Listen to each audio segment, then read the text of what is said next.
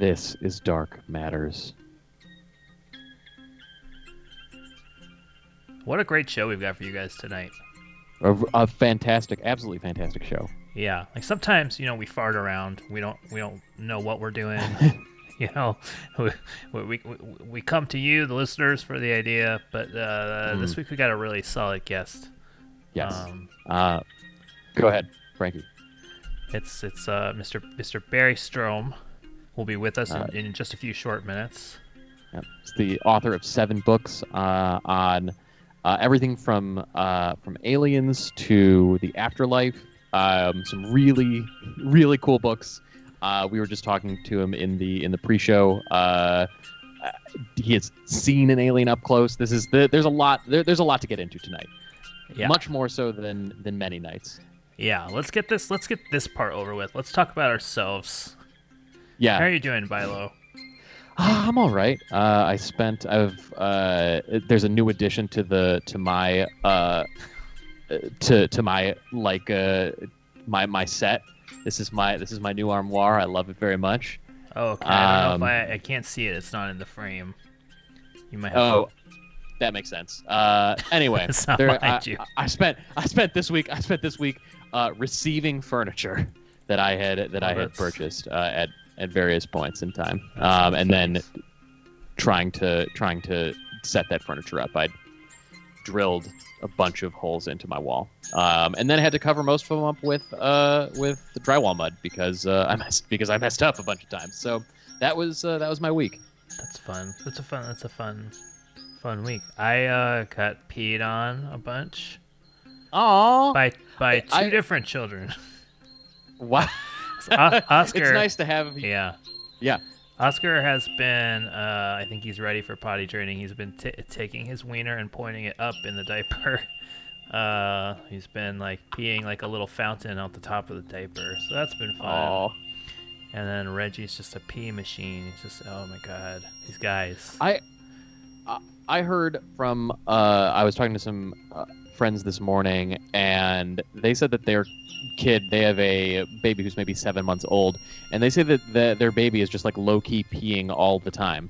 Yes, exactly. Is that the right way to think about how babies pee? Yeah, it's just constant. It's just always coming out, and it's like, oh my god, and it's like, yeah, the noises that come out of like a 1-month-old baby. I can't believe he's a month old in 3 days. Oh. I literally can't believe it. I can't either. Yeah. Well, I'm glad he's here.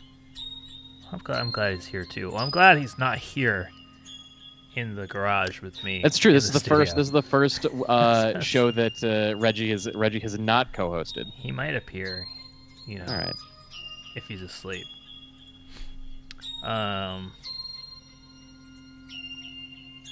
Yeah, we're still working. Update on the stimulus packages. We're still working on them. Yeah. Though I did get some new elements for the stimulus package this week. I got keychains for the stimulus. Oh, nice. Some more swag that I don't have. That's more swag that you don't have. The listeners will have the swag before I get the swag. Every time Sticker Mule sends me something that says we're discounting stuff, I buy it. And so I have tons of Dark Matter swag that nobody else has. Like I've got like 100 Dark Matter's refrigerator magnets. Yeah. Because they were $19. That Reed Bryce is requesting shirts. I want to make shirts. Shirts. The problem with shirts is they're just so much more expensive than a keychain. Yeah. But you gotta want shirts. But the people want shirts. We know that people want shirts. Yeah. But here's my, I would just be like, hey, I would just buy the shirts. And so, every other show is like, we got to sell merch to make money for our podcast. Me, I'm just like, I just want to be nice and send people shirts. I just want to buy shirts for people. That's why this is, how much money do you think we've lost? I wouldn't consider it lost. Probably, I would like that we have invested in the show. That's a good word. Over almost 5 years now, yeah. Or 4.5 years, maybe $10,000 between the two of us. Yeah, could have sent a kid to culinary school. That's right. I don't know how much is culinary school. I have no idea. Reggie's gonna have to learn to cook on his own. Yeah. Oh, luckily his mom is a good cook. God, we really spent $10,000 on this show. What are we doing? I mean, it's an interesting question. Well, now we've had we'll bring our guest on in a minute here. We've had a lot of mediums on before, and Barry and his wife Connie have an amazing show on the Para X network called Channeling History, where they interview the spirits of historic figures, and then they let the listeners in the chat ask them questions, which is funny because that's something we've done on this show before. Right. Who have we contacted, Bilo? Schubert was obviously a big fail. But we had your father. Yeah, my birth father. Your biological father, yeah. And drug smuggler, yeah. My grandfather, your grandfather, the rabbi. The rabbi, yeah, the rabbi who escaped from Nazi Germany in 1939. Yeah. And that was, yeah. I'm trying to think who else. Well, anyway, the point being with bringing this up now is think about who you might want to get in contact with, and give us a call at 818-650-3275. That's 818-650-DARK. Dark. You never know, if the spirits will come through. But if there's somebody that you would like to talk to, famous person and not famous person, we'll see what we can do. And so give us a call with your suggestions, or put them in the chat. But you know what? When I say put them in the chat, it makes it too easy, and then people don't call. So you gotta call. You gotta call for this service. So that's the number. All right, let's bring him on right now. Please welcome the show. It's Mr. Barry Strom. Barry, welcome to Dark Matters. Hey, thanks for putting up with me. It's an honor to be here. Welcome, Barry.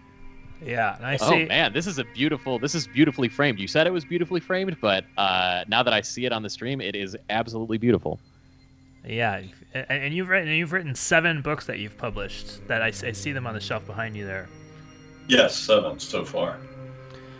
Wow, that's impressive. I've probably read 7 books in the last 10 years or so. So tell us a little bit about yourself. I know you were talking a little bit before we started the show that this hasn't always been your career. So how did you kind of arrive at becoming a spiritual medium? Well, actually, I didn't even believe in ghosts back 20 years ago. I would have laughed at people doing what I'm doing. So there's some real irony here taking place. I bought a antique gallery in Pennsylvania, big old building, and it turned out that it was like this condo for ghosts. And the people who were working for me would tell me these stories, and I'd say, "Yeah, right. I know what you're smoking too," and supposed to do that on the job.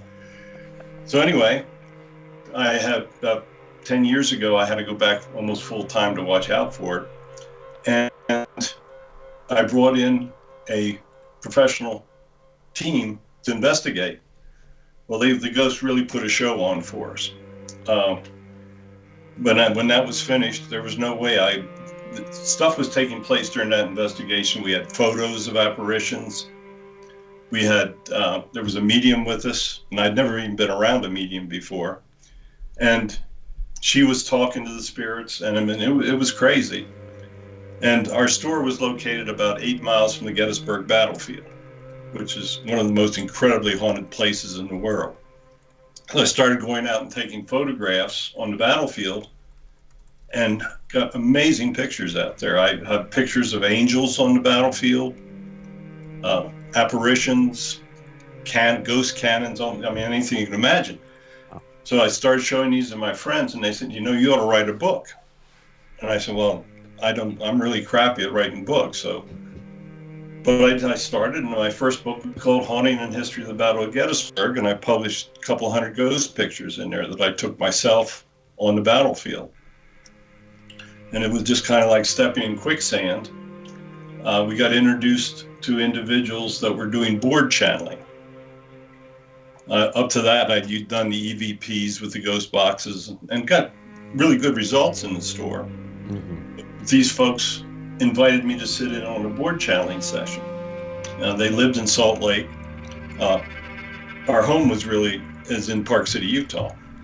But my business was back in Pennsylvania. So we went home one time. They invited me to sit in on this session. They sit down at the board, and the first message comes out is, "Hello, Barry, we were waiting for you." I went, wow. Oh, this is going to be really good. So anyway, I got fascinated with this, and I wound up having them teach us to channel on the board. It was a special board, not a Ouija. We even had the spirit guides design the board for us. So it was in a circle and everything. It's much different than a Ouija board. And they gave us this prayer protection to use with it. So I started working with different mediums back in Pennsylvania with the channeling board. Wound up writing the second book. It was called Afterlife, What Really Happens on the Other Side. And in that book, the spirits introduced me to what it's like over there. And I tell a lot of the stories of how I was introduced to all the ghosts. So I'm really hooked at this point, needless to say. So I wanted to write a book on conspiracies. So we decided that we were going to channel the spirits that lived the conspiracy. We do 27 different conspiracies in that book. We channeled President Kennedy. He told us who really shot him. Wow. And he gave me this name, and I went online, and here this name is in all the conspiracy theories out there. And I mean, he gives us the name Howard Hunt. Hunt does a deathbed confession when he dies. I mean, it's not real public. But we did Kennedy, General Patton. But this book taught me that we could speak with historic figures. I mean, it was crazy. I mean, who knew? Sure. I mean, the first time you talk to President Kennedy, you go, holy crap, I'm really talking to, the ex-president here. Yeah, and does he come through with, like, his famous accent? Is there, like, a sound to you? Or what is that? How do you know that it's him? By the questions I ask. Because we prepare a lot of background questions that we make the spirit answer. And then what we'll do is we'll never just, to publish, we'll never just do one interview.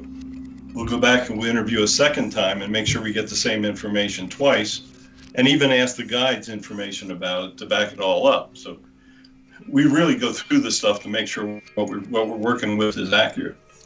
I mean, when we did General Patton, we had to do 3 different sessions because his story was so unbelievable.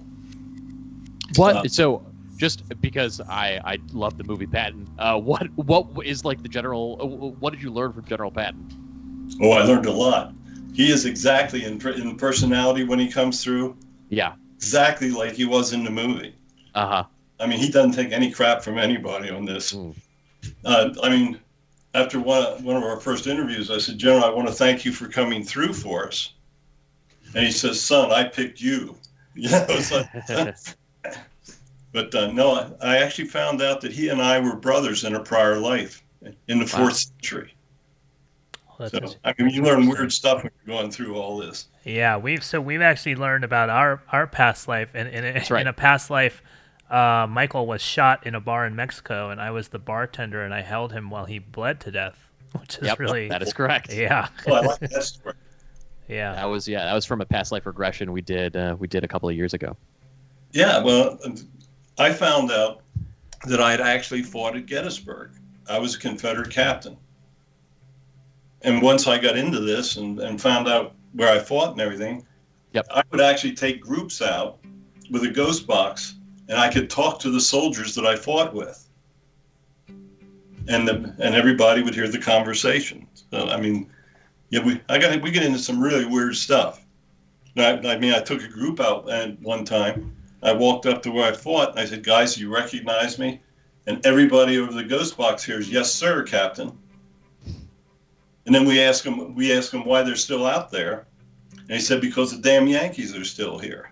So somebody's got to go move on sometime, but they're 150 years and they're still going at it.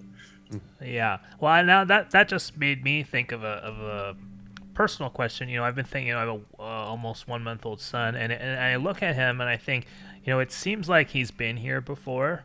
Like he already has a personality, and I wonder who he was before. What do you think the mechanism is for that? Is it like a reincarnation, or what do you think is going on there?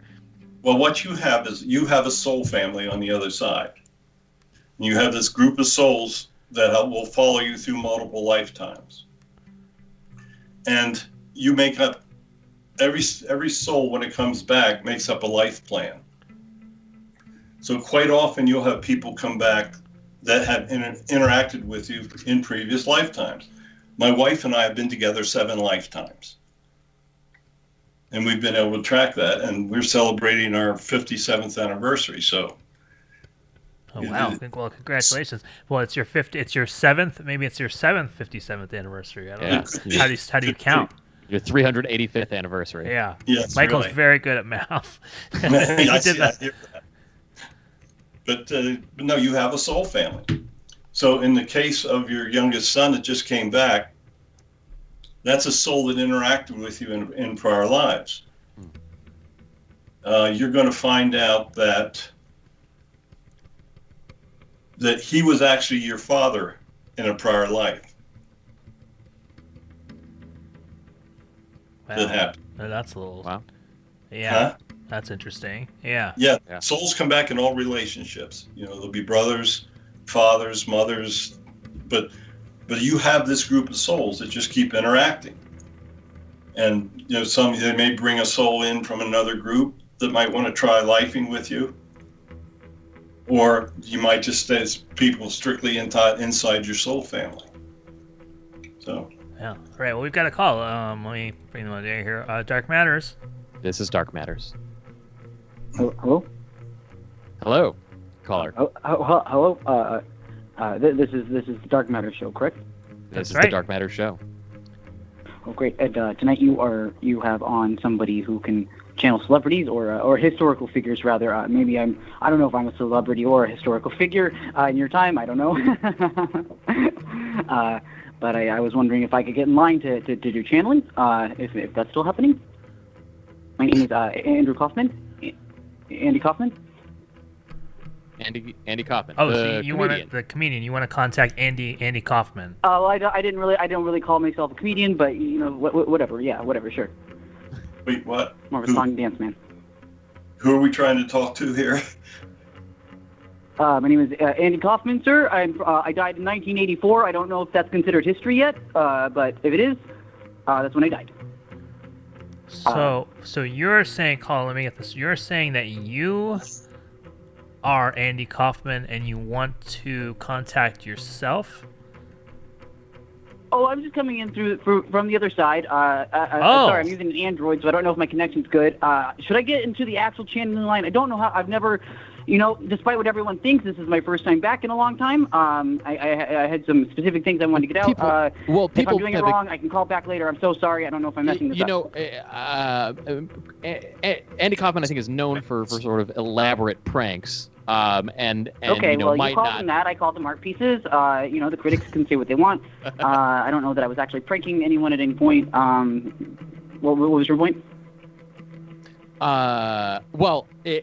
It's just some people think that you're not actually dead, that you faked your own death. Oh, no, that's exactly what I wanted to come and talk to. I have a cease and desist letter that needs to go out to one Jim Carrey. I need him to stop bothering me, actually. He got a lot of things wrong about my story. He's actually a very creepy man. If you look him up, just Google Jim Carrey killed girlfriend. That's one thing I have been able to get some info on. He really did a number on me, the kind of prank a lot of people think that I pulled on people, but that's neither here nor there. I was just calling in just to maybe get him to stop using that Ouija board and contact me when I'm trying to meditate up here. All right.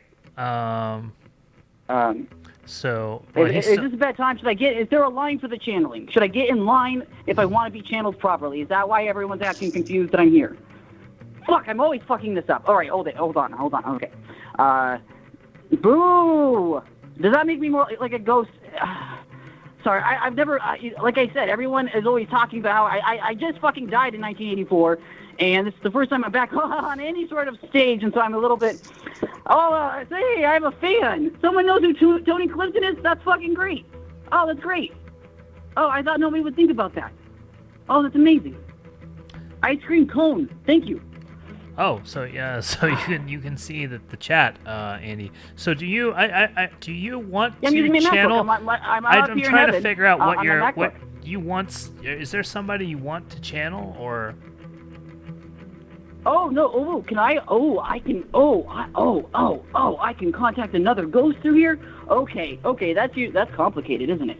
It is. No, I was just hoping to talk it out on the airwaves that I would very much like Mr. Jim Carrey to leave me the fuck alone. You weirdo. All right. Well, we'll see if we can. He makes one movie. Suddenly he thinks he knows me.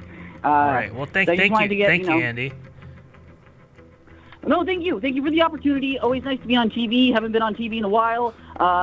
And, it always makes me nervous to do it. So I'm sorry if I messed it up. Is there a line? Did I do it wrong? Did I channel correctly? What channel? Do they still have channels for TV? I keep trying to look on this thing. It does we're not. Not still yeah, so a lot has changed since 1984. Yeah, that's true. Yeah, is this cable television? I was hearing big things about it, but it looks weird. It looks very weird. It's called the internet. Thanks, Andy. Oh, the internet, like whoa, like they're using. I had to drop Andy. That was a lot. What was that? Well, it's anybody can call, so it's a 818-650-3275. I don't know what to make of that. Bilo, what do you make of that? I personally, the great thing about Andy Kaufman is that in some sense his comedy is deathless because anybody can be him. Anybody can become him just because he died, quote unquote. But would we be able to, like, if somebody pretended that they, like, somebody who had faked their own death, if we were unable to contact them, would that be a way to, like, verify that they were still alive, or how would something like that work? It can just be simply they don't want to step forward and talk. Right, so you never really know. Yeah. Although the guides, I'm a messenger, okay? It's not me that's doing this. It's the spirit guides that put the words in my head and the visions and all the stuff that goes with it. So you can ask them whether the guy is on the other side or not, and the guides will usually give you the right answer on it. Can you tell us a little bit more about, like, what the guides are like?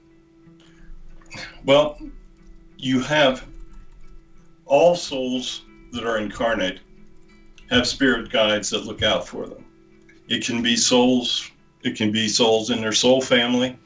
It can be independent souls, and it can be guides that look out for many multiples of people. So your spirit guides are more ascended and are more devoted to helping other people. Sometimes the guides won't come back for an awful long period of time, and they're assigned souls to watch over.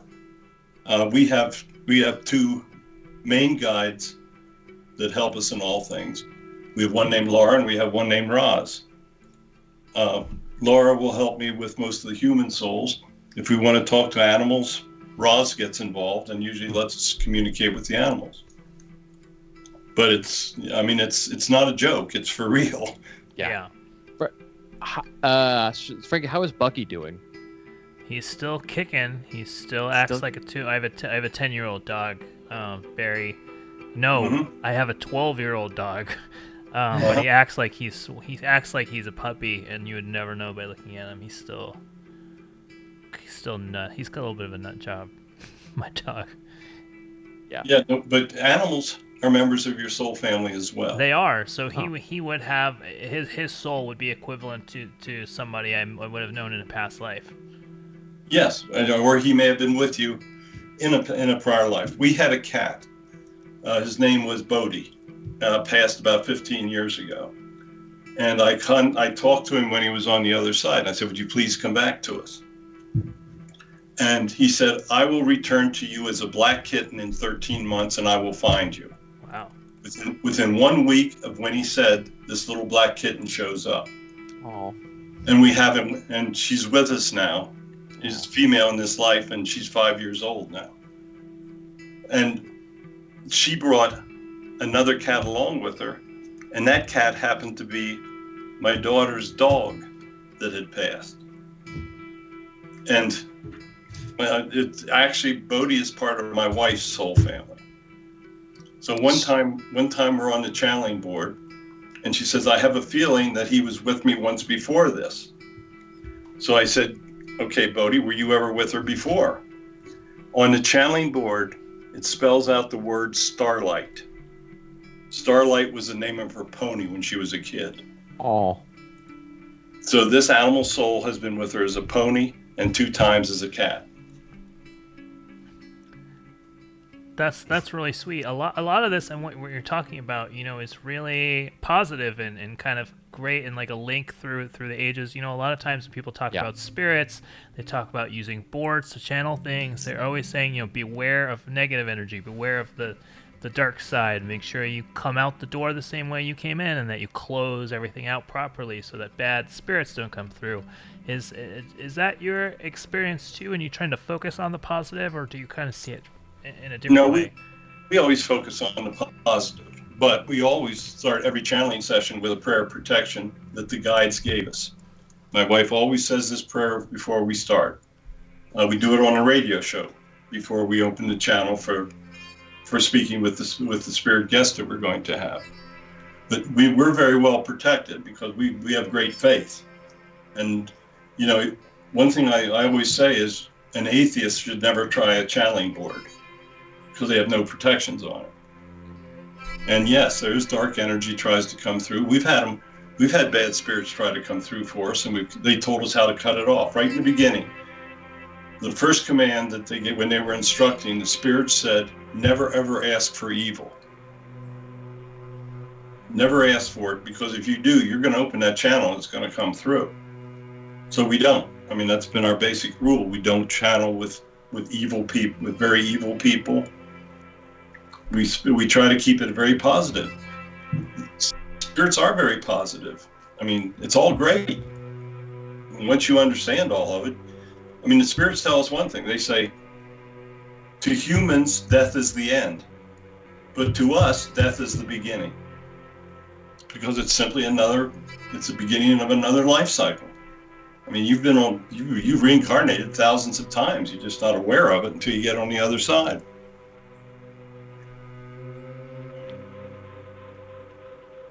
So, Dark Matters fan in the chat asking if we can see the board. I'm also very curious to know what the board actually looks like.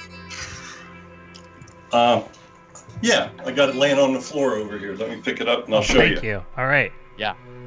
We deliver, guys. Gary, going off to go get the board. I'm interested to see what this looks like too. This is one of the great things of having the video here too. Yeah. Oh wow, it's.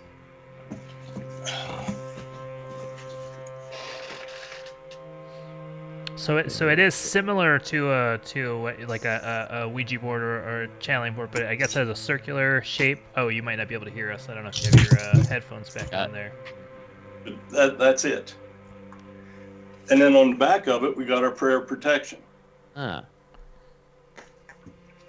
And why this design for the board? What was inspired by that? Well, it's a totally different board. It has glass surface.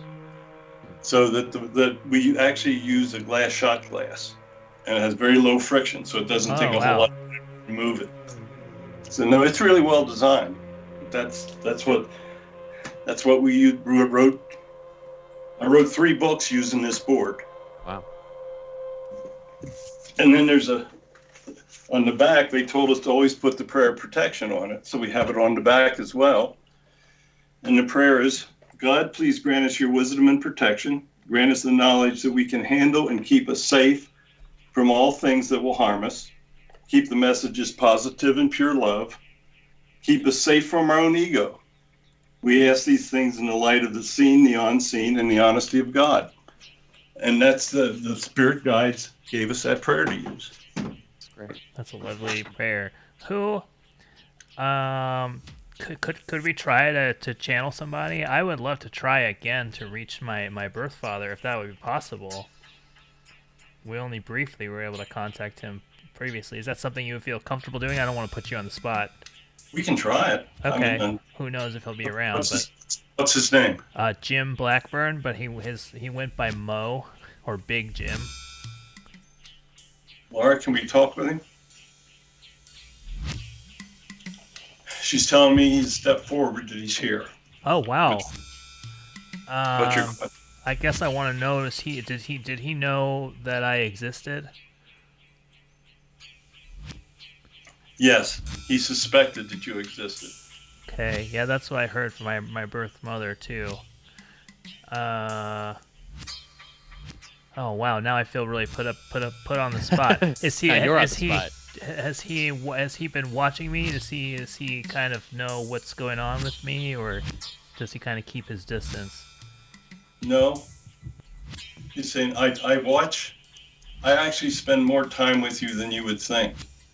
I love your new son. And I laughed when he peed on you the other day. Oh, yeah, fair enough. He said, he looks a lot like you. I think he will resemble you when he grows. He's saying that he was present.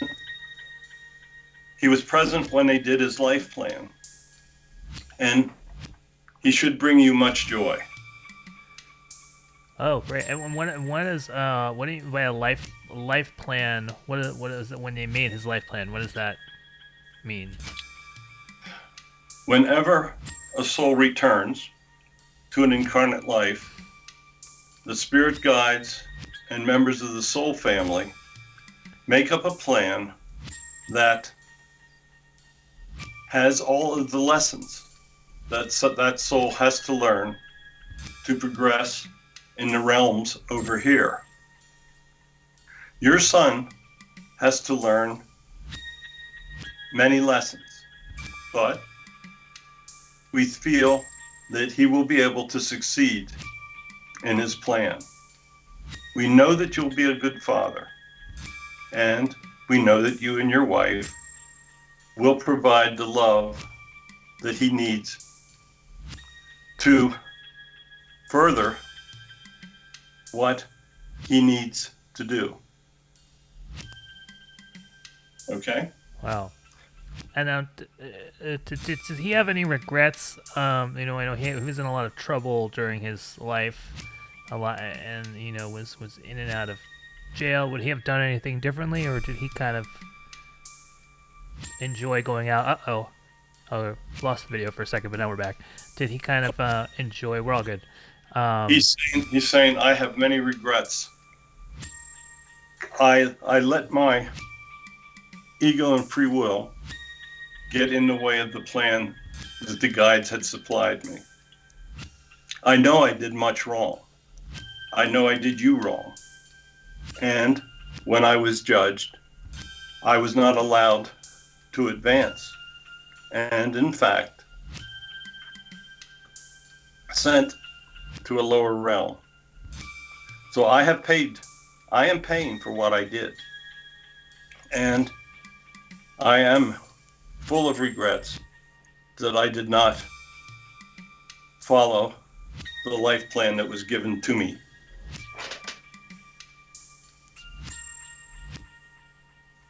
Wow. I don't know. I guess it's hard to know what to say. Yes, I'm sure it is. I watched you on your radio show, and I'm quite proud. But I know this is the first time that you have come face to face with a true spirit and have the ability to communicate like this. So that is why I came through so easily for you tonight. I knew that I could use Barry to communicate with you. And I helped guide you to him. So I hope that the knowledge you're gaining tonight will clear some of the doubts that you have, and will help you with your family in the future.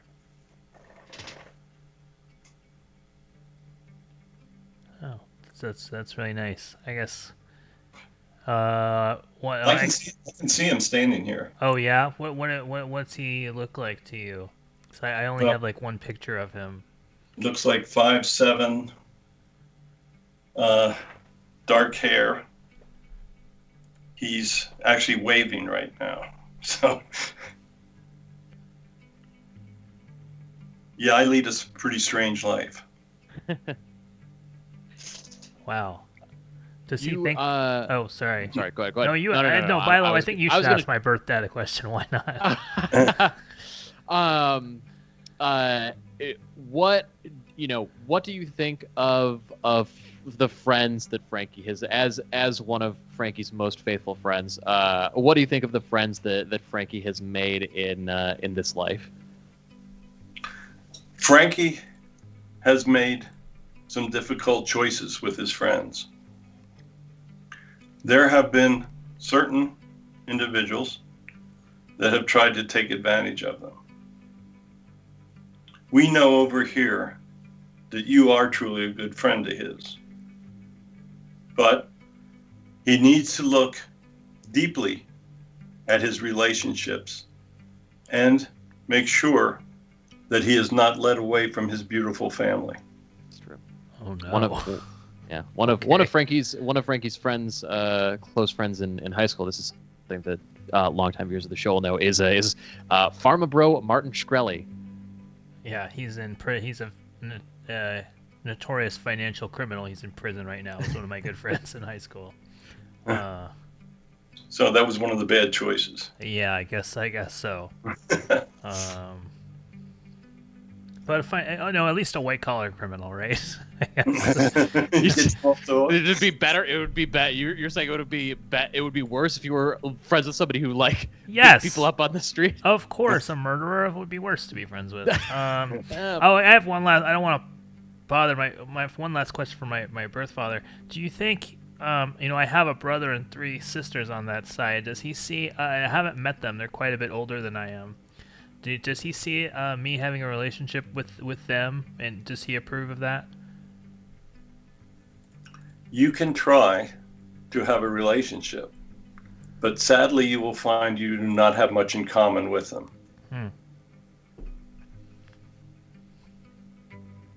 That's interesting.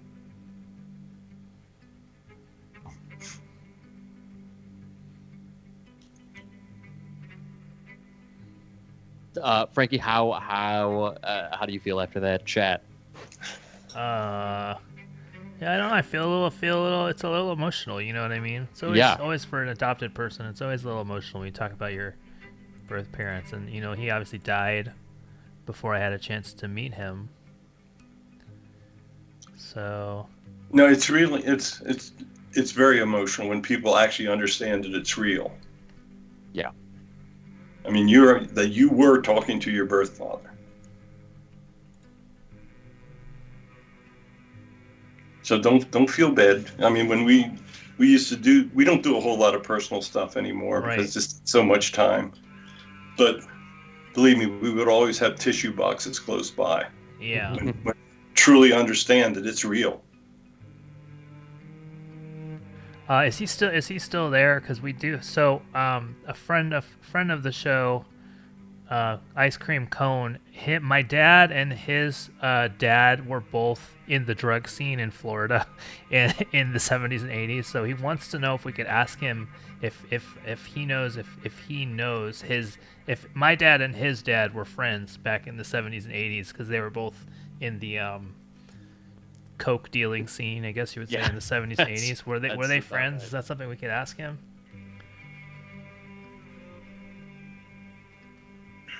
They were both in Orlando. He's asking what the name was. Oh yeah, hold on, we'll get the name in a second. There's a little delay on the stream. Mm-hmm.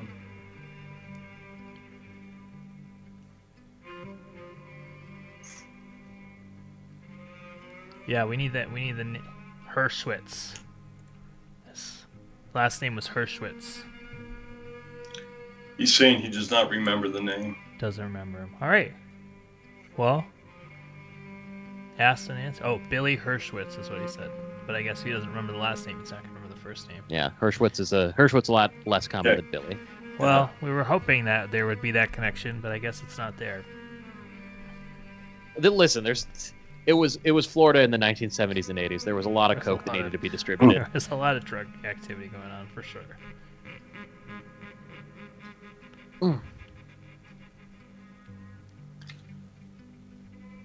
Wow, I don't know. I'm a little gobsmacked, so you're gonna have to take over here for me a little bit. Well, I do have. I don't want to move on too quickly. I do have somebody I'd like to talk to, but. Please, no. I don't know if I can handle any more of this. So okay, all right, fair enough. This is somebody recommended this in the chat, and I think it's a really wonderful idea. The inventor, I guess he's American, and I forget where else he's from, but Nikola Tesla. He was an inventor around the turn of the 20th century. Had a rivalry with. Yeah. I have a 30-minute video of us chatting with Tesla. Really? Oh wow! It's on my YouTube channel. Cool. Yeah, we used to do a Speaking to Spirits series before we got into the radio show, and we're going to actually have Tesla come on. So you want to talk to Tesla? Yes, absolutely. Laura, can Nikolai come through for us? What is your question? Well, first of all, I just admire you so much. I work in science myself, and I want to know what you think what technology is going to change the world over the next 50 years.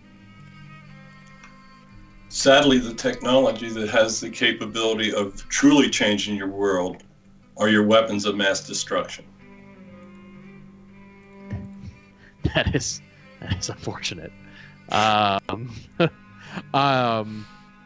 Obviously, Elon Musk recently became the world's richest man, off of a company that uses your name. What do you think of Elon Musk, and what do you think about him using your name? Personally, I think Elon made a good choice. I do. I actually have tried to guide Elon in many things. He is a brilliant person, and I'm actually quite proud that he chose to use my name.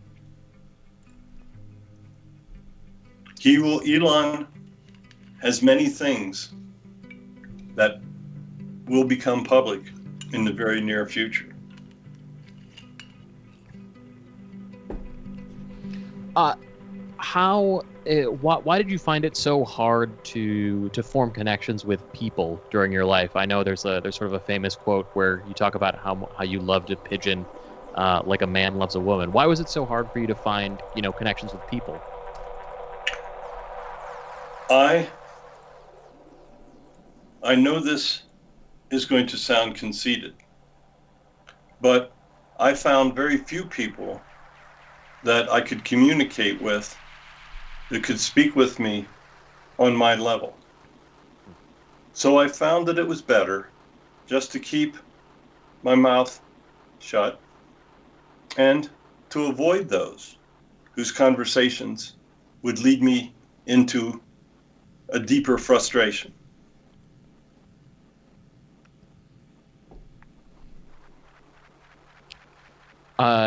If you were, would you like to be reborn? Would you like to come back? Have you already been back to Earth? I have not reincarnated since my life as Tesla. However, I am considering returning, but I will not return as a scientist. I think my life plan would be one to help others. There are so many people that are present now that need help. So maybe I will consider coming through and returning, but you can rest assured I had enough frustration and problems dealing with the scientific world.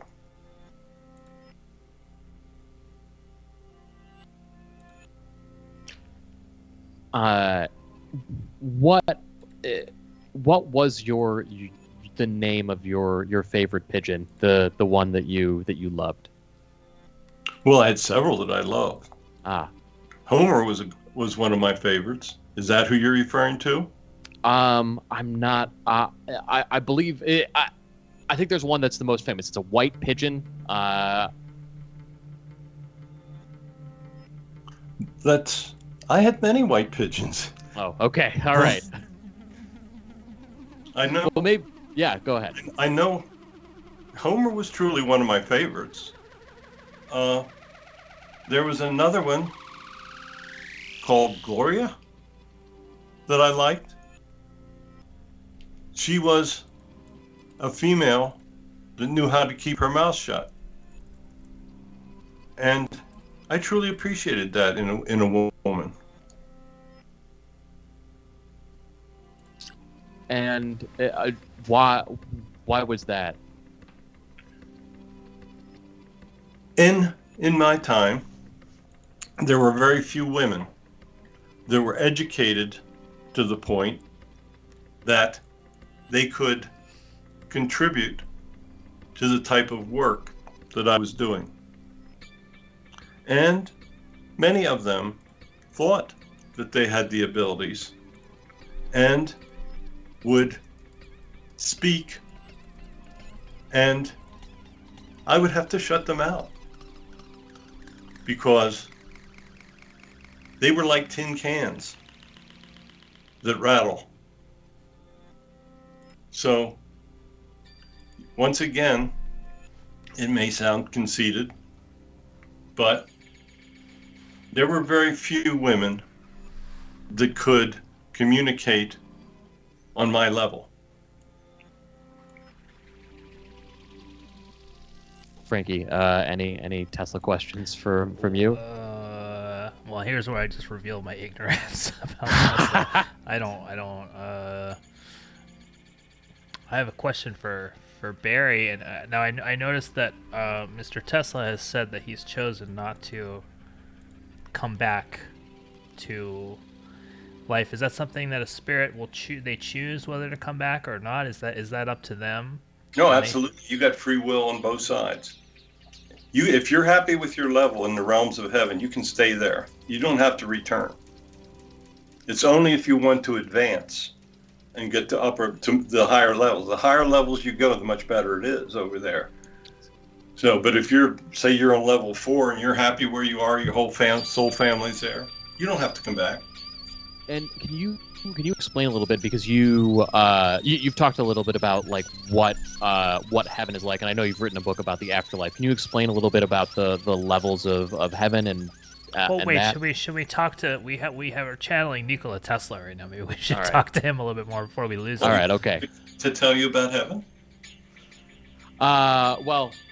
Let's see. There might be some more questions in the chat. Let's just see for while we Tesla. still have the channel open. If anybody has any questions for Tesla, I know he was famously had not not gotten a lot of credit for his genius. Does he feel resentment about that, or has he moved past that? I have tried to move past that, but I guess there's still more things I have to learn. I was taken advantage of in many ways. And I truly think that my ideas were much better than anything Edison ever came up with. Mm. And I truly do avoid him here on this side. If you had the chance to talk to Edison, what would you say to him, or what would you want to say to him?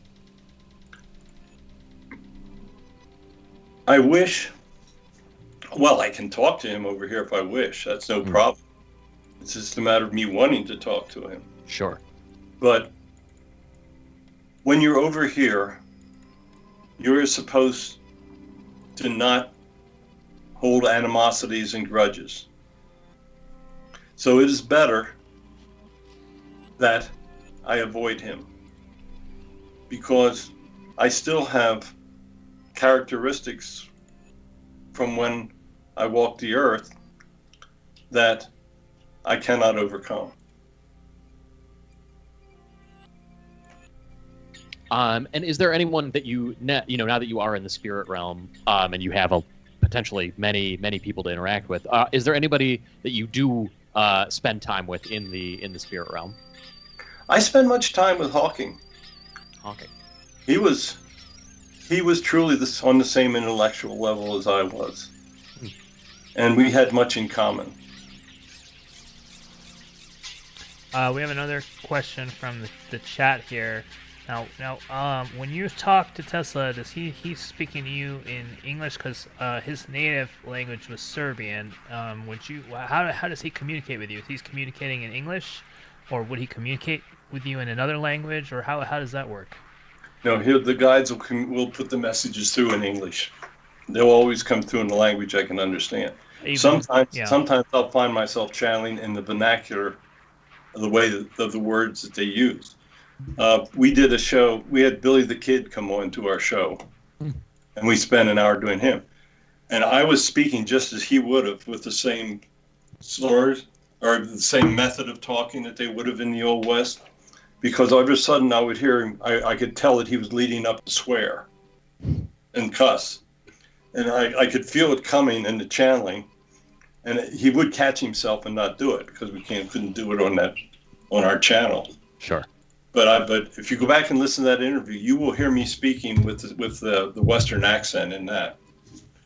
When we did King Richard III for the conspiracy book, and in that he was speaking with I's and the yays in the Old English. So usually it's just like you're hearing me talk now, but there are times, certain ones when they come through, or we're speaking in the vernacular. Boy. Strange interview tonight, isn't it? It is. definitely our most famous guests that we've ever had on the show tonight. Well, I don't know about the fame part, but maybe squirrely's the word. Let's see. We've got a bunch of things in the chat. So a question here to do you feel confident you can find anyone on the other side? It seems like you have quite a bit of access. I have a ton of access, but no, we cannot just. If a person's committed evil, for instance, if somebody wanted to talk to Hitler, he's down in that way lower level where he's going to be for thousands of years, so we're not going to get him.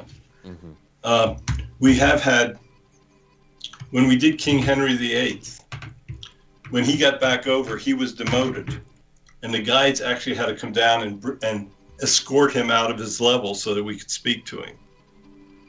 So we do have a lot of flexibility in who we speak with. If the soul's back, we obviously can't talk to him. Or if they got him locked down over there, we can't talk to him. Wow, and how bad do you have to be locked away? Does it have to be like a Hitler level person, or? No, it's when Christ was crucified, it was the head of the Jewish community that did it. They're down in the lower level, and they've been there for 2,000 years. So he really didn't like what they did to him. So yeah. But there's degrees. You're gonna be judged on how you live your life. Okay. I mean, you can do certain bad things and do a lot of good things, and it'll kind of weigh out. You may stay where you are. They may take you down one level. They may take you down two. They may drop you the whole way back down. But it's all going to be up to the guides that do the judging when they get over. But if you're a real attention getter like Hitler, your ass is out of there. It's gone. Yeah. How about Pop? Ooh, sorry. Go ahead. No, you continue. Your thing was more in line with what we were talking about. How about Pontius Pilate? How's Pilate doing? Actually, we also have a video up on my YouTube channel. Oh, man. Pilate. Oh, man. But here's the point. Pilate tried to save the life of Jesus. Pilate is actually part of the soul family of Jesus, and he was sent back specifically to play the role that he played. But Pilate tried, when he had Jesus flogged, he tried to save his life. But because of of all the static that was going on in the Jewish community at the time, because they did not want anybody being called King of the Jews, so he deferred to it. But actually, that was Pilate's life plan. Because you look, I wrote the book, Channeling the Life of Jesus. Okay? Yeah. So you will look at all the players that came back with him. It was all designed. Every one of the souls that were disciples had served God in many other lifetimes. So Jesus comes back with this life plan, which ties all these details together. I mean, John the Baptist, he had lived 400 years earlier and reincarnates as John. I mean, everything that the life plan of Jesus tied into many other historical lifetimes that were sent in to prepare the way for him. But all of those closest to him are members of the soul family of God. And no, it seems like, you talked about how an atheist would not be a good person to try to channel, and you have a lot of religious themes in your book and your work. How do you reconcile, the Bible and Christianity with this idea of reincarnation, which seems, as far as my understanding, to not really be a concept of that religion? How does that all fit together? Well, first of all, the overall format that we're taught are the many paths to heaven. Even though I channel in the area of Christianity, all of the other great leaders of the other religions were sent back in order to bring messages for the many paths to heaven. Your soul's going to heaven when you die. It's just a matter of where you wind up in that heaven. So it's not just, the only way path to heaven is obviously not Christianity. And there is no single church that gets it right. None. There's over, 1,200 organized religions. But none of them have the true story. Keep in mind, when Jesus walks the earth, nobody took notes. There were no contemporary notes taken. There were only 2 people that attended the crucifixion. There was Mother Mary and Mary Magdalene. So anything other than the stories that the 2 Mary tell were made up. The Gospels weren't put together till 325 AD, when Constantine starts to do the Nicaea thing and start to put these things together.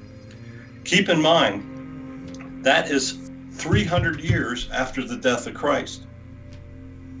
They couldn't, by 325 AD, they didn't even know what date to celebrate Easter. So how do you think they could understand all these detailed words? They couldn't. So the church makes up most of the words that are in the Gospels. Adam and Eve. The ancients couldn't conceive of having children without a husband and a wife. So they come up with the concept of Adam and Eve.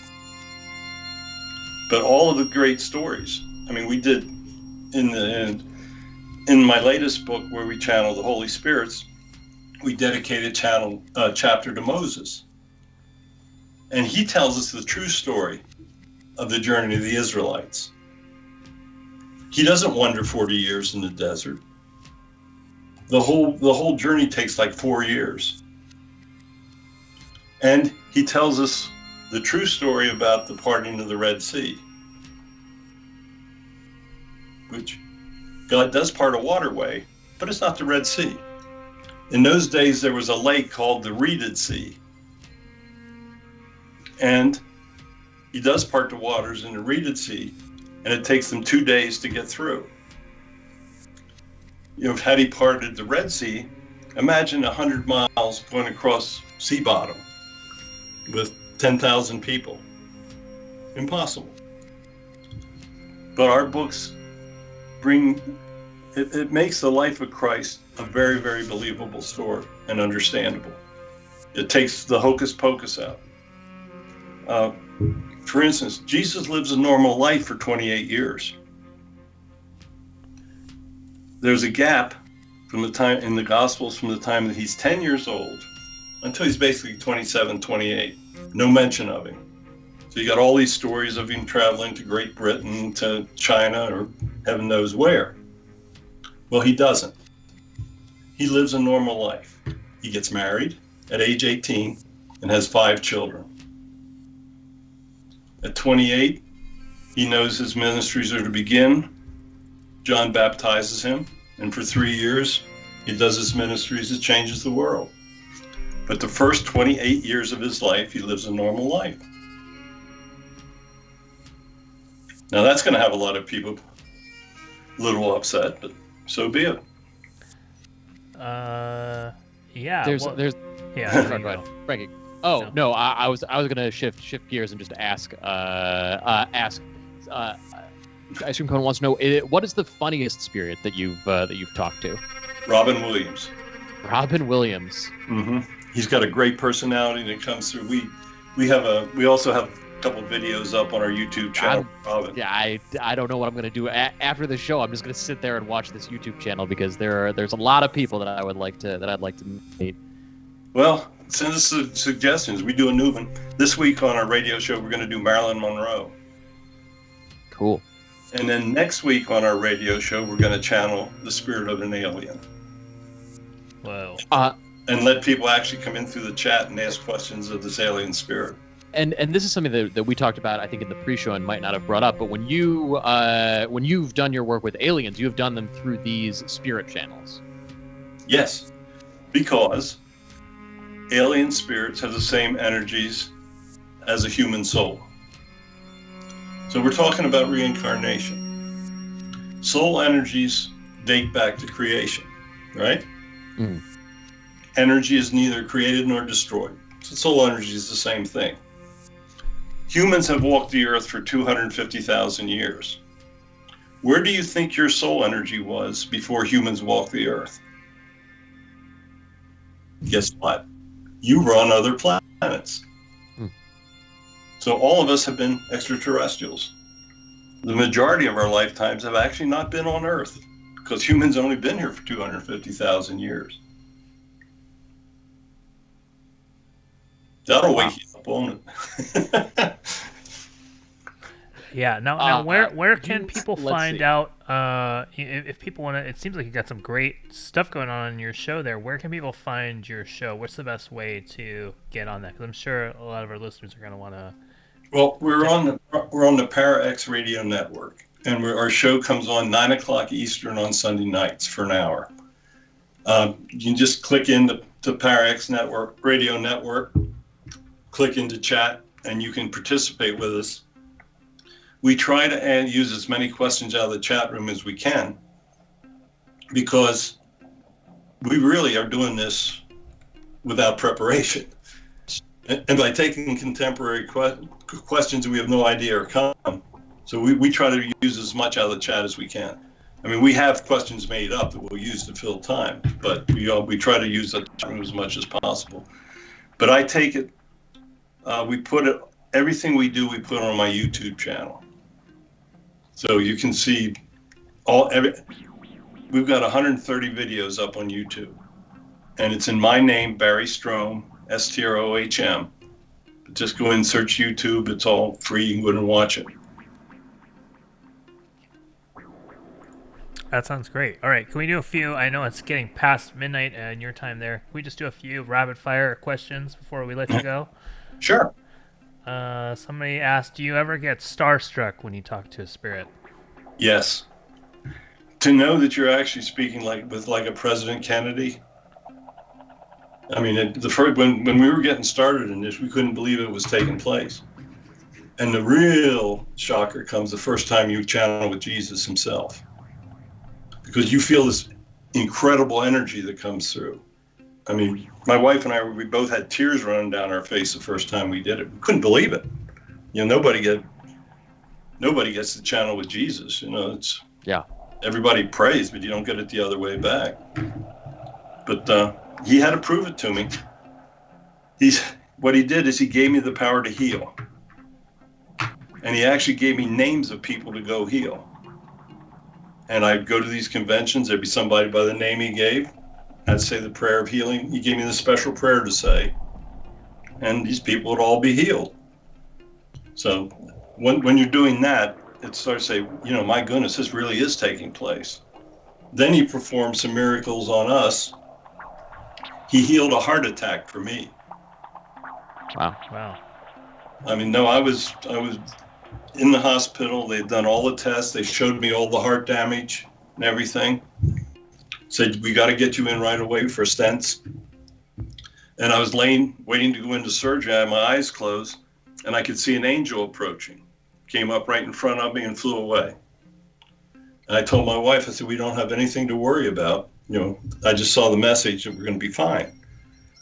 So I go in, they go through all the catheter and all the stuff. I wake up and I said, how many stents did we do? Surgeon says, we couldn't find any heart damage. There's nothing wrong with your heart, it's perfect. And I had just seen the damage 2 hours earlier on the computer screen. He said, I can't explain it. I don't know what took place, but your heart's perfect. You got no stents and you can go home. Wow. And he cured me. He's done, I've watched him do these miracles. So I have absolutely no doubt that I am truly channeling with him. Another question. So, if you're able to channel aliens, are aliens life forms our ancestors? Is life throughout the universe the same as human life, or what have you? Oh no, there's well over 300 different types of extraterrestrials. They're all in these. Each galaxy has its own god. So our god controls the Milky Way. And there's well over 300 populated planets in our galaxy. And they're different forms. I mean, they gave me some drawings, or they had us draw pictures of different alien forms. In the alien book, we did the Nazca lines down in Peru. Sure. And he tells us what I'm standing for. And if you are familiar with the Nazcas, there's a big spider form. And they said that was one of the forms of the aliens that were helping them, who were spider people. And they were these spiders that stood about 6-7 foot tall that were assisting. Think about that.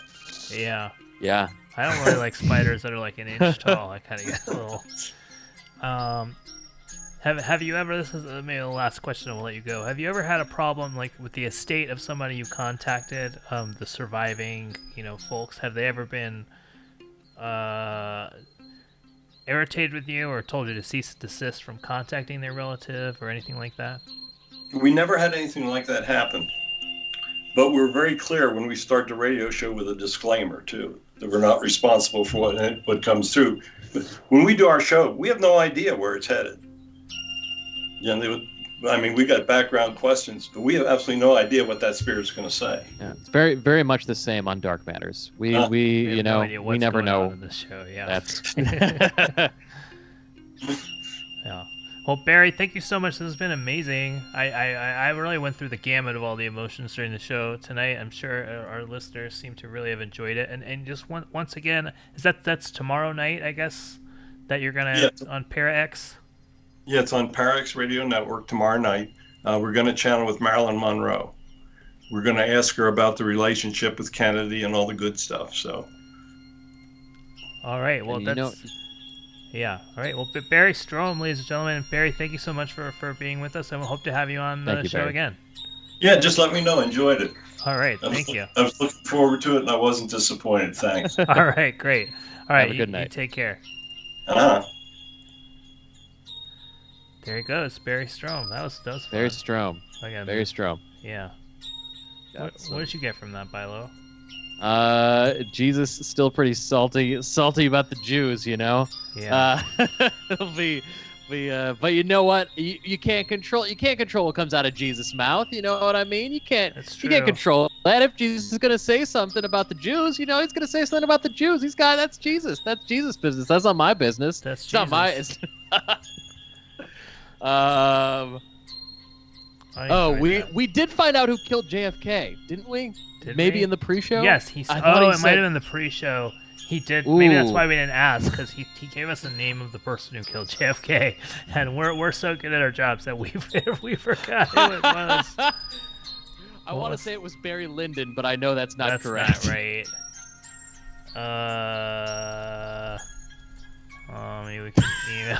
Wow, we really goofed on that one. Oh, Howard Hunt. That's what the name was. Howard Hunt. There we go. Howard Hunt. He said that Howard Hunt, who is somebody who I guess had a deathbed confession to killing JFK, he said that they had channeled. Oh, with, I wanted to talk to the Zodiac Killer if he's dead.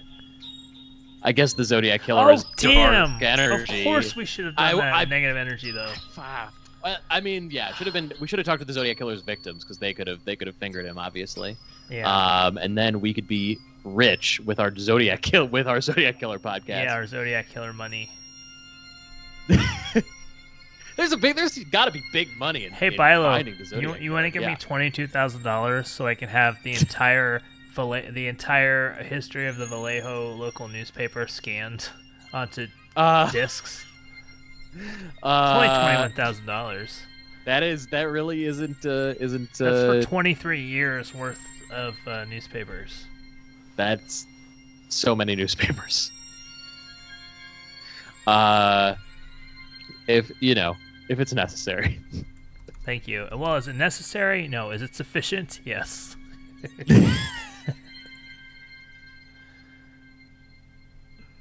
Oh man. Mark Felt is Deep Throat Hunty. I know that because of the movie with Liam Neeson. I'm Mark Felt. Prepare to be met with in the garage. Get under the bed. You're about to be deep-throated. No.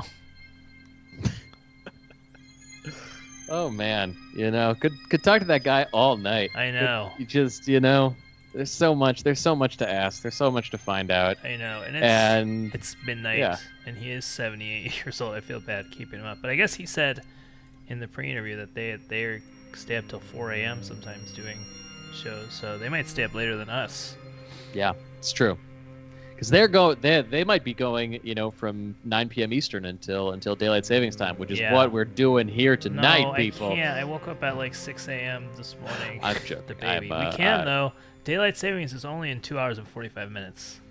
2 hours and 45 minutes to daylight savings time, people. That means we could have a 6-hour show. We will do this. We will do this show until it's just us and A10, our Pack Theater channel bot. Yeah. Well, can we not kick that bot off the channel? I don't know. We probably can, but why? Why? There's no incentive to, because it's an added viewer for the channel. It makes the number higher. I suppose. If it wasn't for A10, what would our viewership numbers be? For those of you just tuning 22. in, Barry Strom, our awesome guest today, live from his home in Utah. He really outdid us on backdrops too.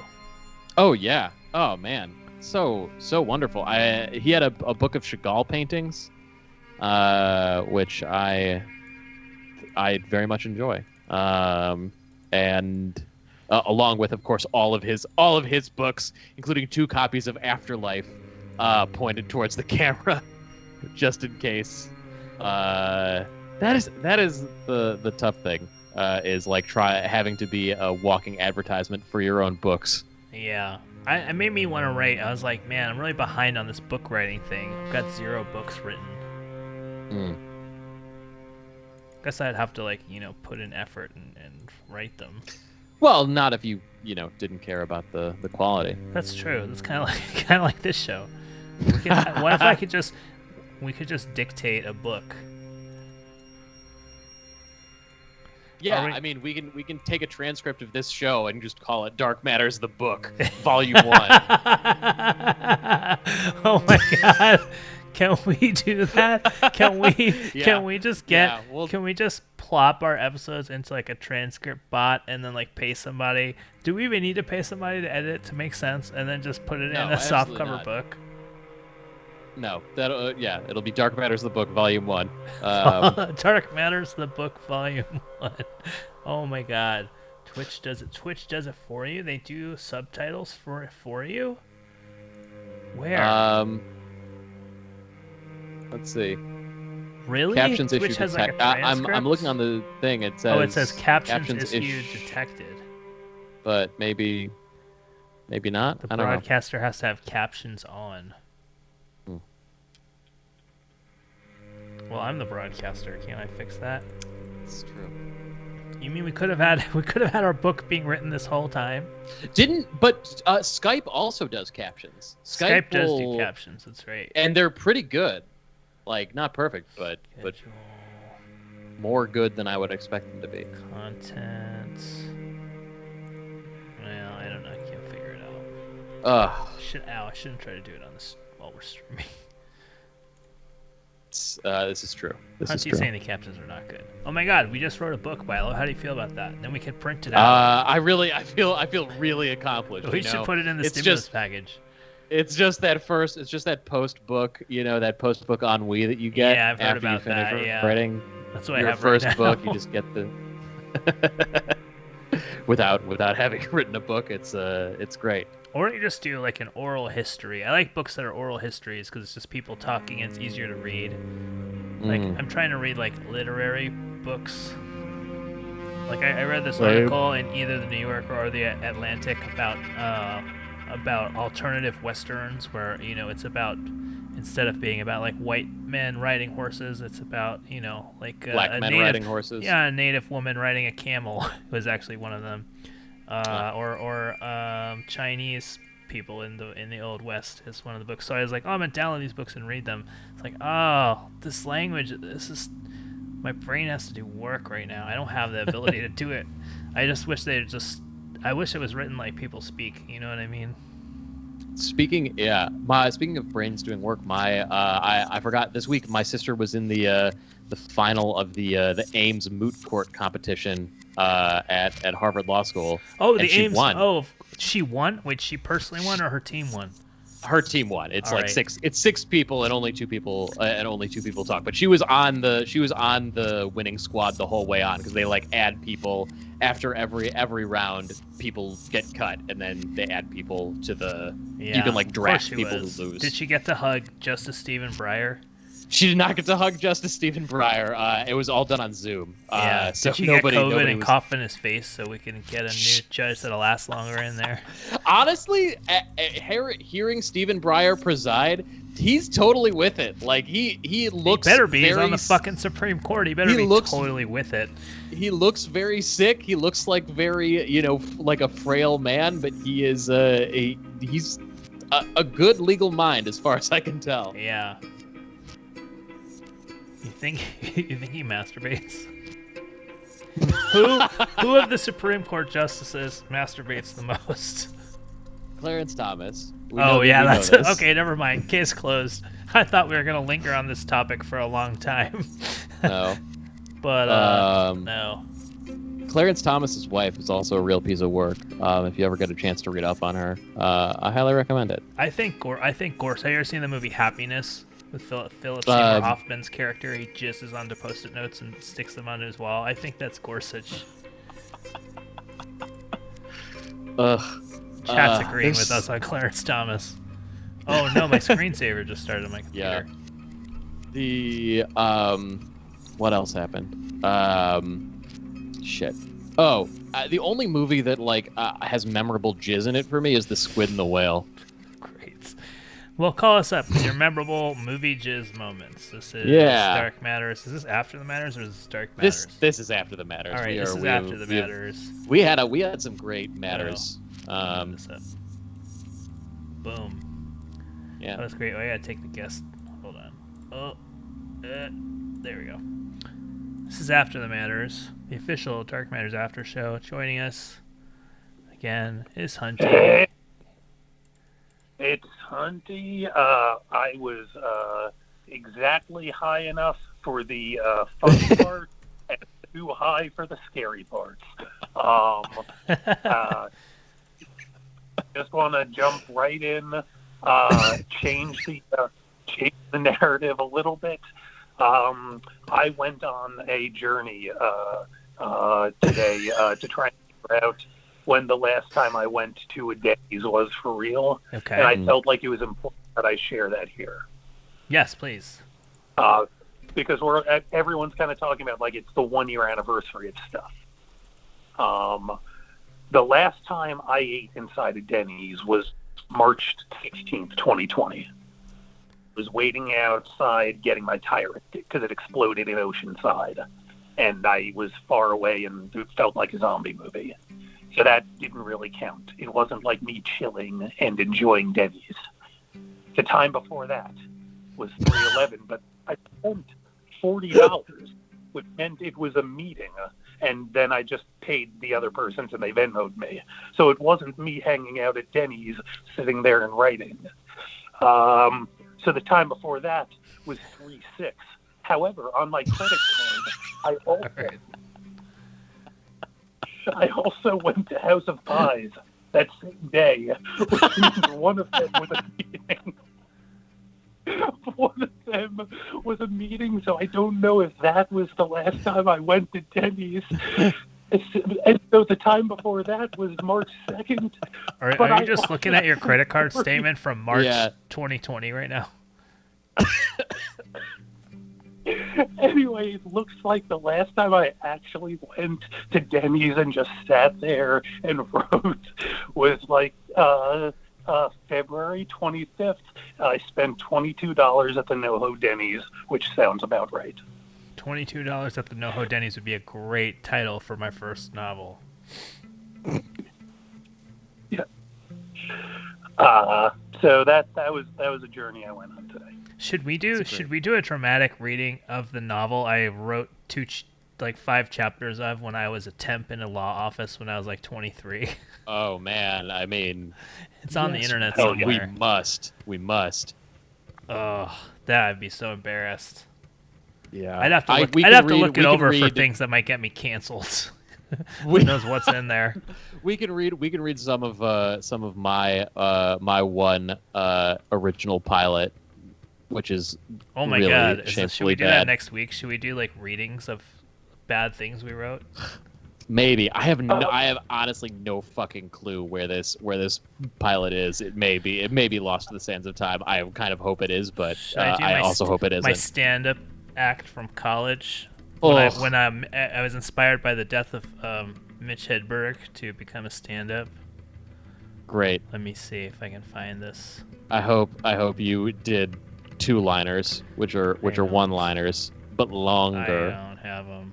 Hey, look. All right now the only one-liners that I deal with are production schedules. Okay, because I work in Hollywood. Nice.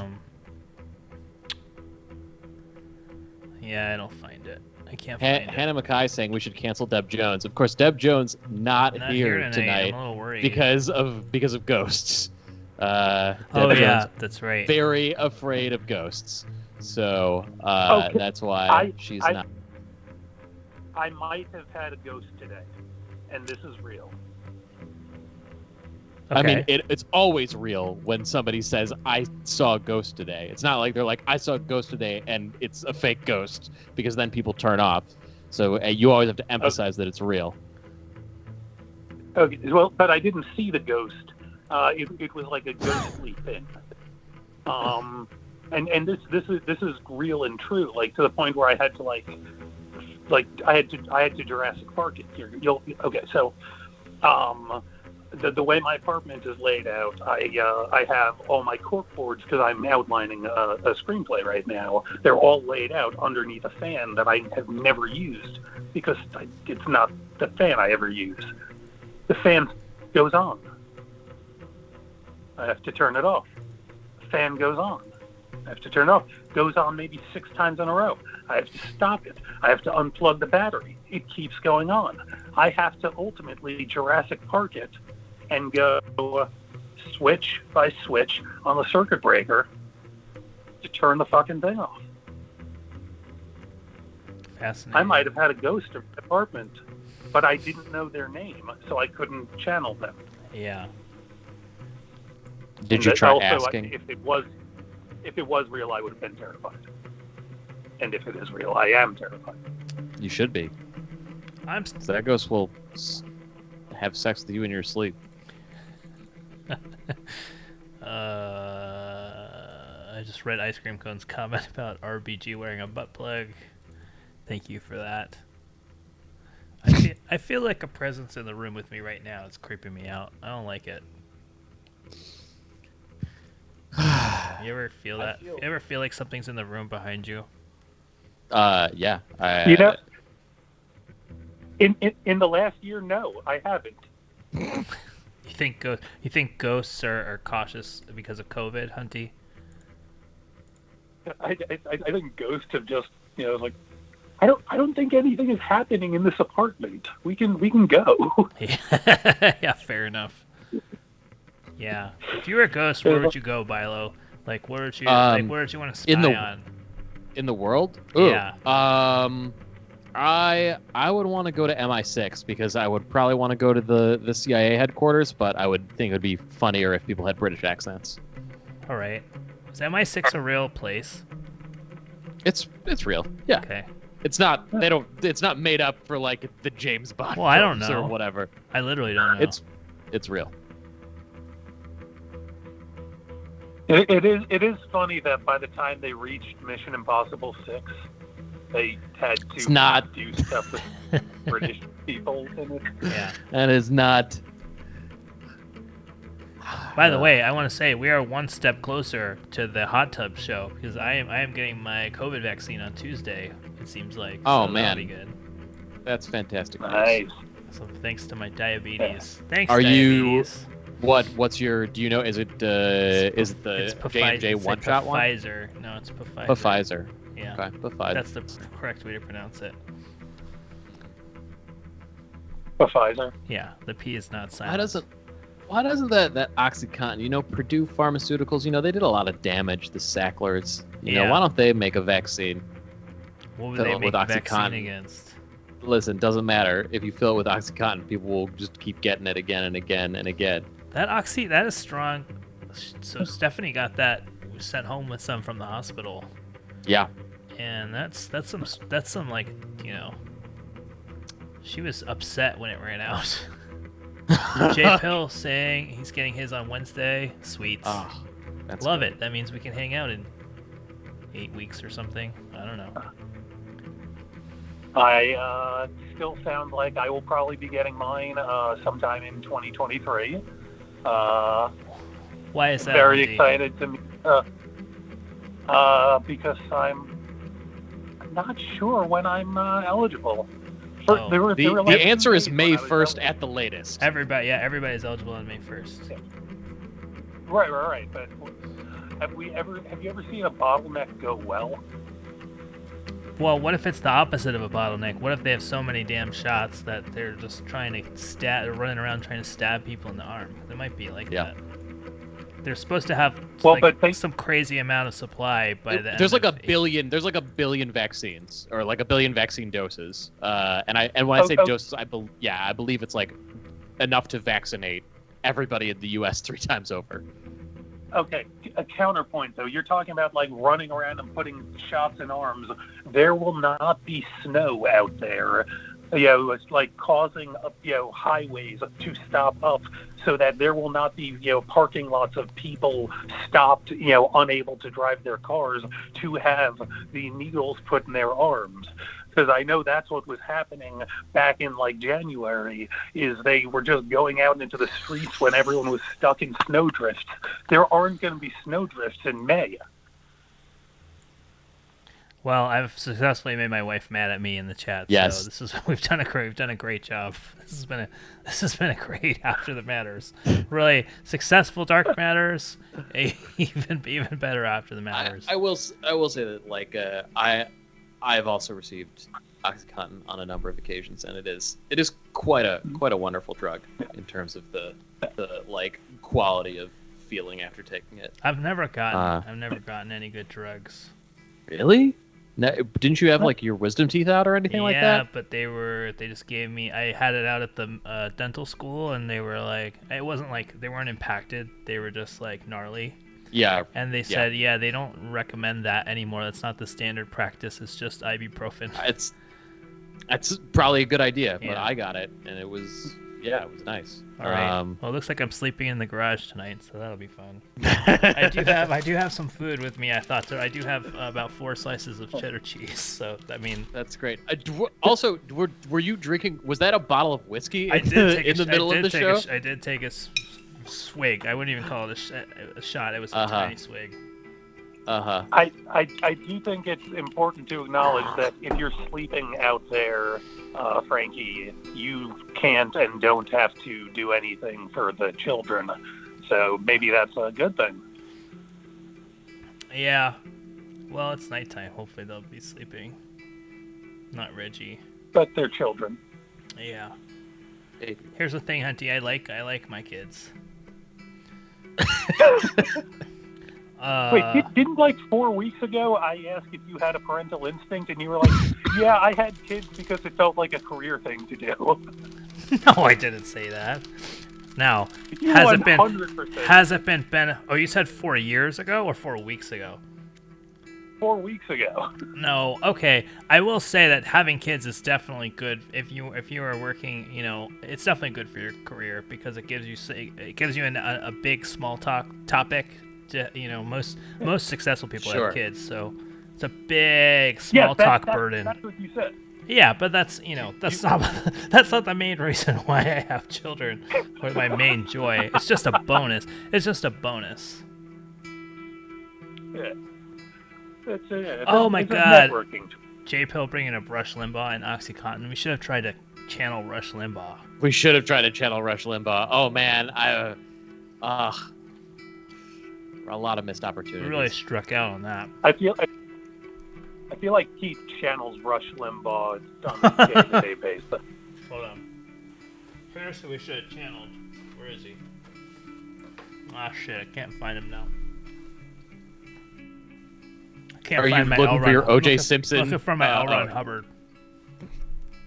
Here he is. Here's who we should have channeled. There we go. L. Ron. A nice small bronze bust of L. Ron. This Hubbard. is like a Clue murder weapon.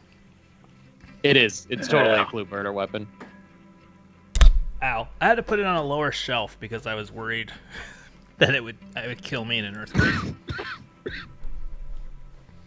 What have you put on your lower shelf? 818-650-3275. 3275. That's 818-650-DARK. Can I just say that Andy Kaufman was remarkable? Yes. Barry. I muted myself. I was worried that Barry was going to hang up the phone, even though I really liked it. Barry looked very disturbed and angry. Barry seemed to not be having too much fun, but let's be real. I also love Barry's throwaway moment of "It's not just funny."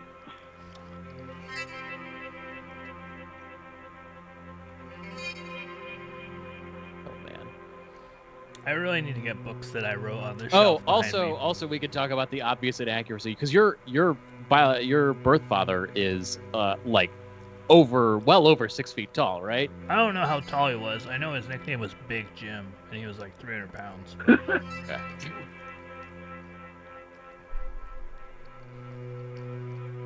But, could have been him. Could have been. And you know what? Maybe it was just his spirit form. His spirit form was 5'7". Yeah, or you never know. Oh, and Reed Price tossing in that Tesla got along with women. That actually in life Tesla. I didn't know that about Tesla and pigeons. Tesla got along with women. He did not get along with men, which is hilarious. So anyway, listen, we know the facts. Sorry, did I miss? Did we get to ask the question of were Tesla's birds in heaven with him? No. Yeah. There was Gloria, the the female pigeon who shuts up. and Homer. Really, and Homer, of course, the pigeon that he would like to, to talk to about his deep scientific ideas. Very frustrating when it's just a window. Can we talk about the time traveling thriller of fucking the disciples in their future bodies having to go back in time to save Jesus or something? What was that story he was trying to tell? Because that's a movie that I think I might want to see. My understanding is that all of Jesus and the disciples are the sole family of God. Right. So the disciples had come at earlier. They had appeared at earlier times. One assumes in various spiritual roles, and then reincarnated so they could be the disciples or apostles of Jesus. Is my understanding of what he said. Okay. And then my other question, which I had, was like, what if Nikola Tesla had reincarnated? Would we be able to talk to him, or would we have had to wait 50 years until that body passed away, or whatever it would be? Like, is that the way to get out of? I don't know anything about that person. I don't have to. They reincarnated. Sorry. It's a great question. It's definitely a thread of the logic that it's important for us to pull the next time that we talk to Barry. Thank you for talking so I can eat during that. Yeah, no problem. It was absolutely disgusting I muted my mic for the stream so only you could hear it. Like, look, if it can be sewed up together, I'm cool with it. If I have to pull it out until it's just one giant string instead of a sweater, perfect. All right, we've got a special guest co-host on his way. Julio Dodge saying the Soul Family of God is an excellent name for a funk band, and he's absolutely right. That is definitely right. We should definitely start a band called that. Yeah.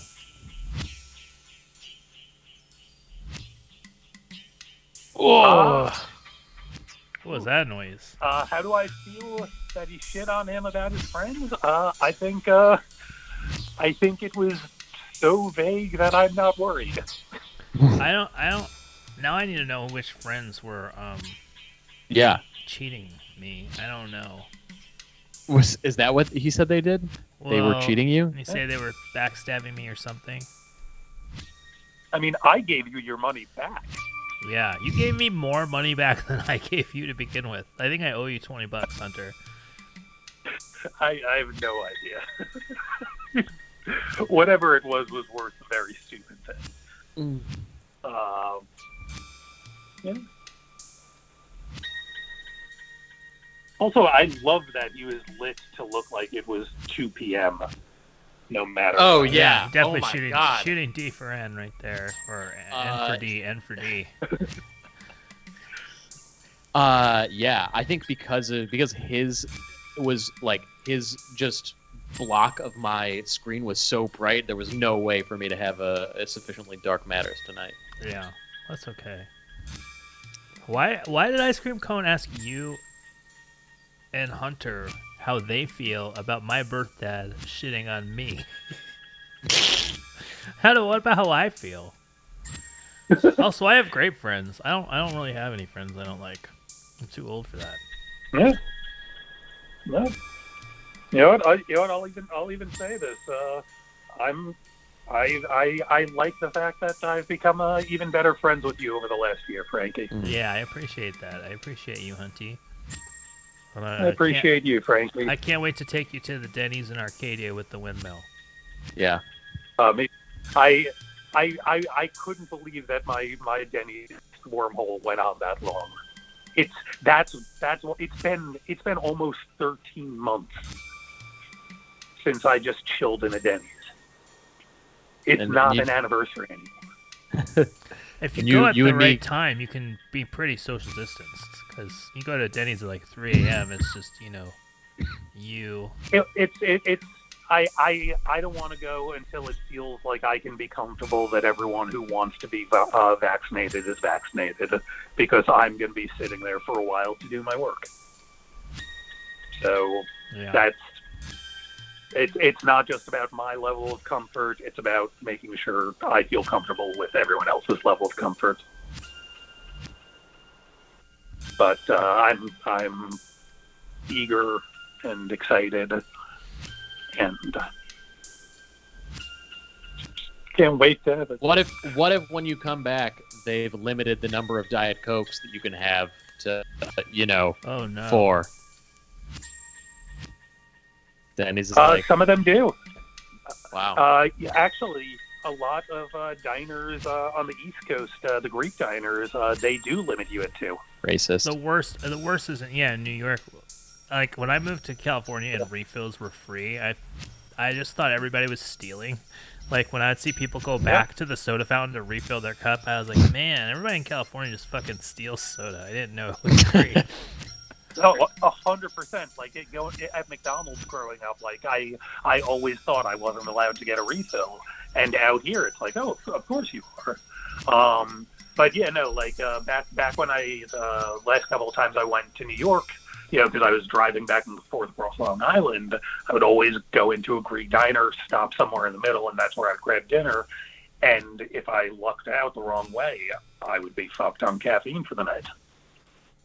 It was a long drive. It was like an 80-mile drive. Let me see. Did I ever show my... This is my birth dad's yearbook picture from when he was like 16. Should I show this on the stream? I mean, if you want to. Look at this. Just look at this. Hold on. I gotta figure out how to put this up here. Look at this. I was trying to find a picture of him just for, it's some BTS, some good BTS. Look at this. This is from 1950 something. He looks like a time traveler. Does. Yeah. He looks a lot like Gronk. He's 15 there, so that would be 1954. Wow. He looks like frickin'... He's wearing like Adidas. He does look like he's wearing an Adidas Like, shirt. hold on, you gotta look at the page. I gotta find if you look at the page, everyone else is wearing like a suit or like a formal dress, and he's wearing a t-shirt, a striped t-shirt, and he's got this like surfer hair in 1954. I don't know.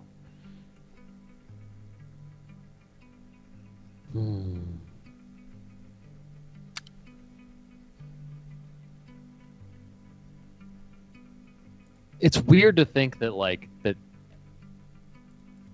I guess there probably were a lot of Japanese people in Florida or wherever you grew up. Yeah, Atlanta. But that person lived through like the internment of the like concentration camps of Japanese people in the United States. Yeah. Well, yeah. Anybody that age, I guess, did. Yeah.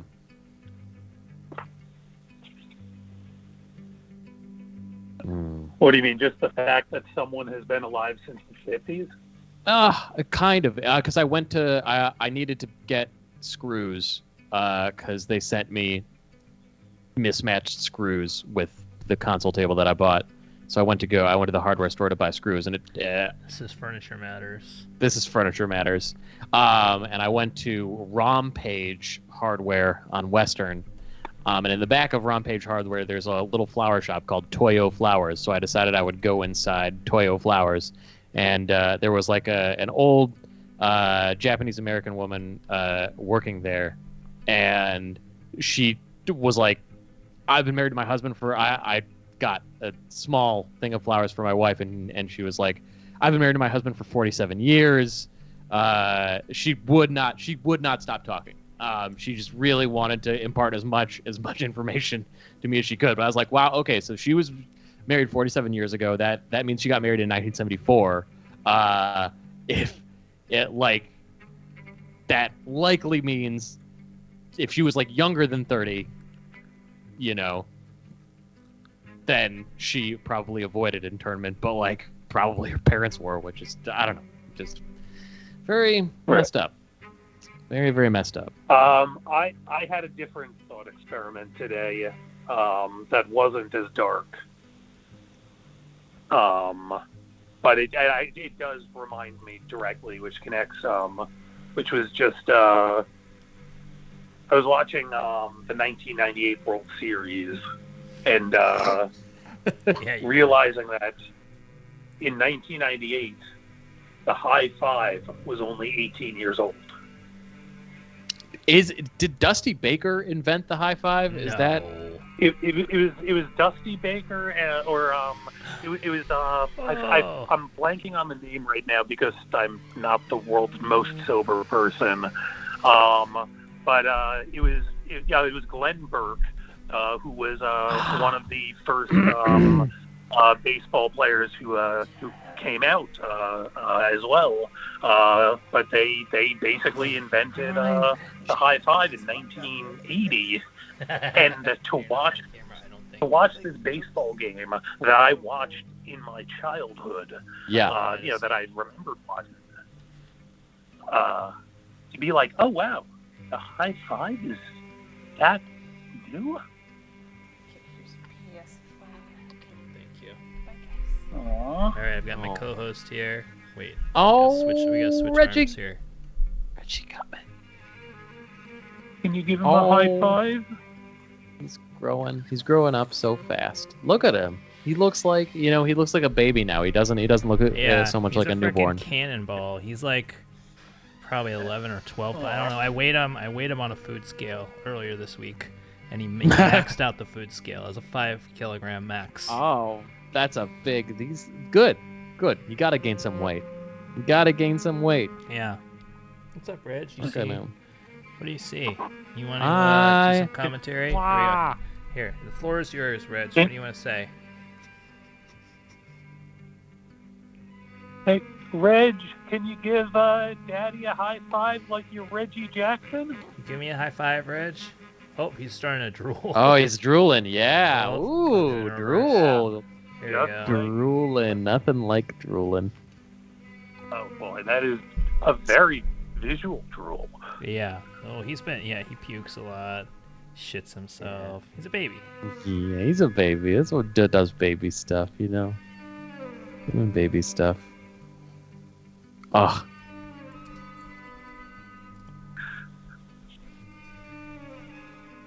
Babies are cool, man. I remember babysitting Garblin the one time. Yeah. And just seeing him like feed himself like, little bits of broccoli and like grape pieces or something like that. I forget. I don't remember exactly. Maybe not grapes. Maybe that kills.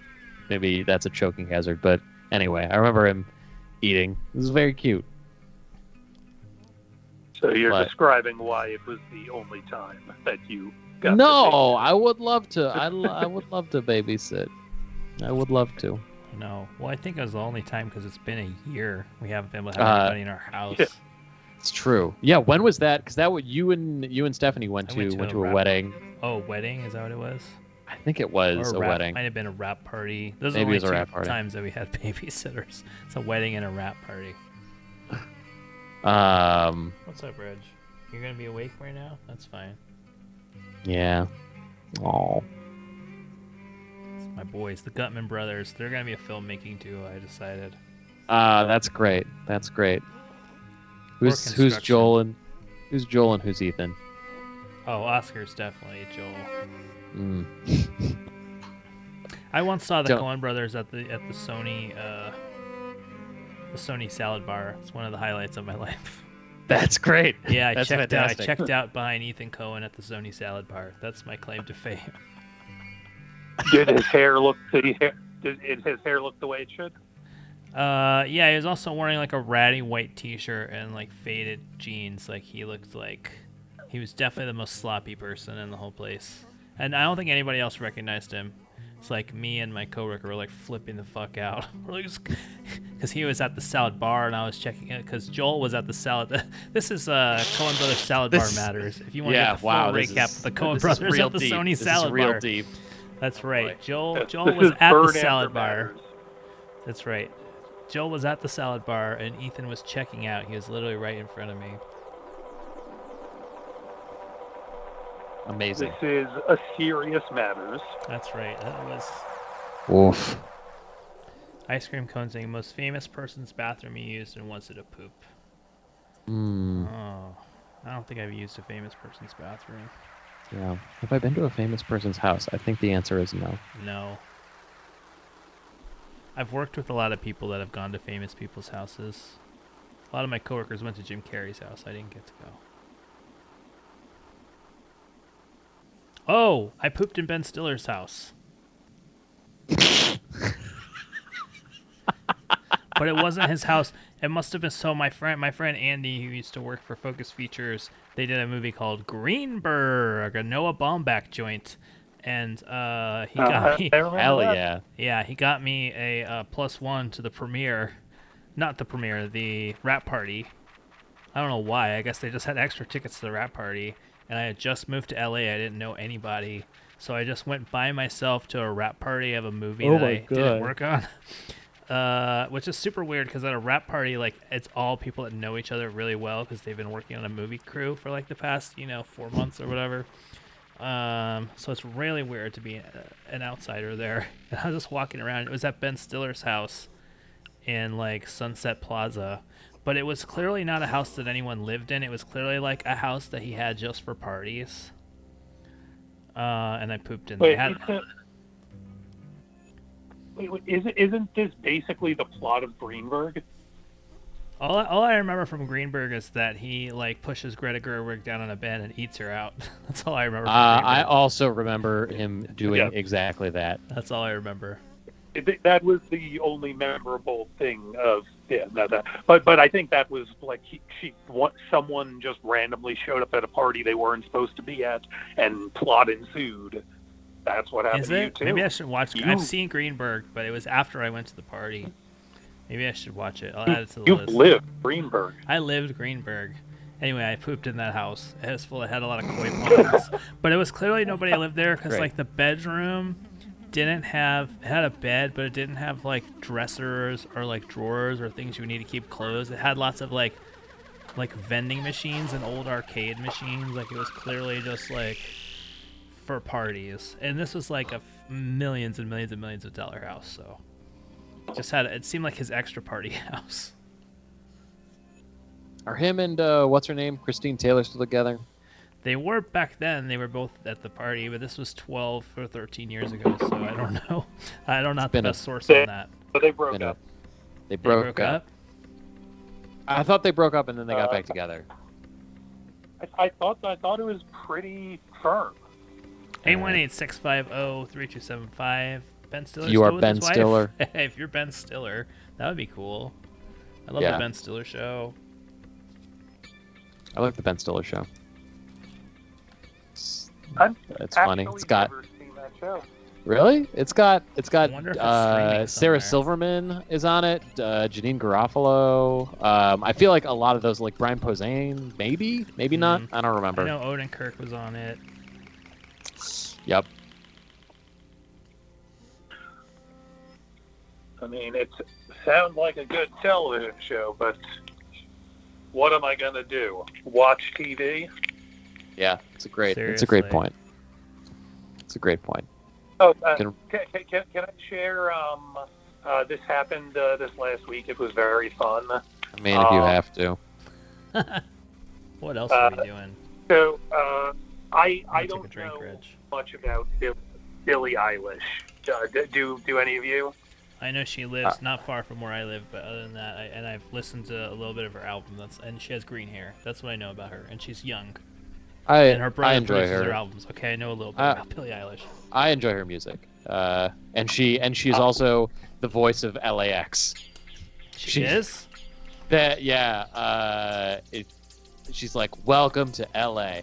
I'm like, "You are from LA?" but like we have lived in LA the same amount of time, and I remember all the time that I've lived in LA. That's not true. I want to be the voice. Do you think I could be the voice of Van Nuys Airport? Welcome to Van Nuys. This is how Van Nuys Airport. You walk into Van Nuys Airport. Welcome boy. to Van Nuys. Remember that magician convention? Sorry. I want to be the voice of the escalator at the Universal Horror Nights. Yeah. I think you deserve that job at this point. That. I think we should make that happen. Yeah. Okay. So anyway, Billie Eilish. I got an email, went to college, and it was like a film thing. And they said, hey, this Billie Eilish documentary on Apple Plus. We have a free Q&A if you want to go check it out. And I said, sure. I've never seen it. Okay, maybe. Oh, it comes with 3 free months of Apple TV. Okay, cool. I will absolutely watch that subscription for free. I don't know anything about this artist, but I would love to read. I want. Can you and I just be dueling escalators? Can I be the one on the top in the middle? You be the one in the middle, and we can just hop up and down. Can we just build the escalator together? Oh my God. Reed Bryce. I hope so. And anyway, that's why I got it. Everyone said watch Ted Lasso, so I got it, and I wound up. I haven't seen the movie. I go to this Q&A. I've never seen an interviewer keep microaggressiving the director as hard as he possibly could. The entire opening third was about how the movie, he thought it was going to be too long, but actually it went by much better than he thought it would be. I didn't think a movie like this deserved to be, for someone this young. Have they lived that long a life? And all these weird questions building up towards the piece de resistance.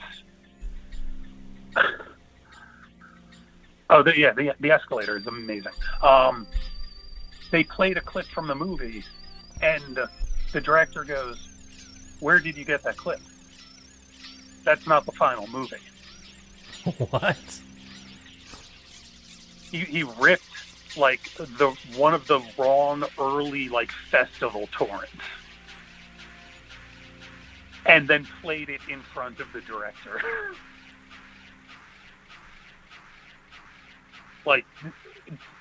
Watching the director just be the most infuriated. It was the most fun in the world. Anyway, it inspired me to start writing again. Yeah, I remember. That reminds me when we were working on Barry season 2 with Hiro Murai, director of Atlanta and the This Is America video. So on the Sony lot, because Sony Music put out. Never heard of him. So yeah, I've never heard of him either. Sony Music put out the Childish Gambino album, so they made a big billboard of that music video that they put on the side of the Sony lot. But apparently it was not a shot that actually was from the actual video. It was from something. It was an early cut that they downloaded that was in low quality that they screenshotted. So they just screenshot. It's so if you look closely at the billboard, it looked like shit because they just screenshotted a frame grab of the video, and it was a frame. It was a shot that was not used. It was the take. It's a one take video, quote unquote. It's not really, but it was a shot that was not in the final video. Oh yeah, Rope. yeah, fucking 1918 style. Oh yeah. Shout out to my buddy Ernie Gilbert, edited that video. What's up, Reg? You can't be hungry, bro. You just ate right before this. Babies eat a lot. It's important. They got to develop. Got to get hair, teeth. Yeah. Bigger brains. Yeah. Plus they got them tiny fingers, So gotta how do get those tiny? All the Wizard of Oz stuff is what you got to get. Yeah. Gotta have a heart. Courage. You're trying to fall asleep, Reg? I'm sorry. ruby red shoes. Oh. What's up, bro? You can't. Please don't be hungry. Just go to sleep. Well, he's hungry. Means I'm hungry in baby. Oh, that's very cute. What's up, bro? You want to talk to the fine people on the internet here? Let's see. I would, yeah. Oh, yeah, look at him. Look at him go. Holy. Here he's This is waving. To you guys. Oh, he's waving. Hi.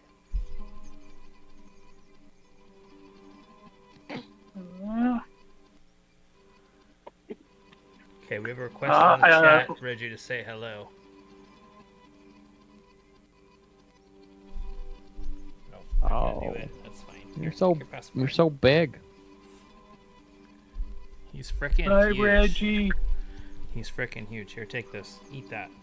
You want it. Take it. You want it. You want it. You want it. You don't want it? Okay, he doesn't want it. Okay, Ice Cream Cone requesting Reggie to watch the opening credits of Sliders. Hey, I'm not against it. I just got an email. I swear this actually happened. It says 1 minute ago, Denny's Rewards, dining room now open. Oh my god. It's a sign, Hunty. Synchronicity. They sent this email at 12:02. That's your spirit. That's your spirit family, Hunter.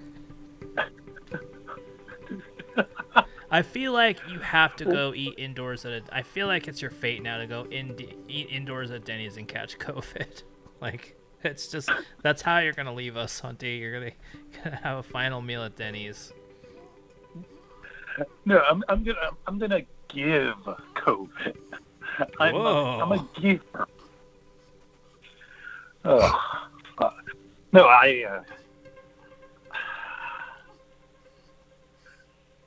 Can I tell you I have ordered Denny's delivery though? Oh, where I I've assumed ordered so.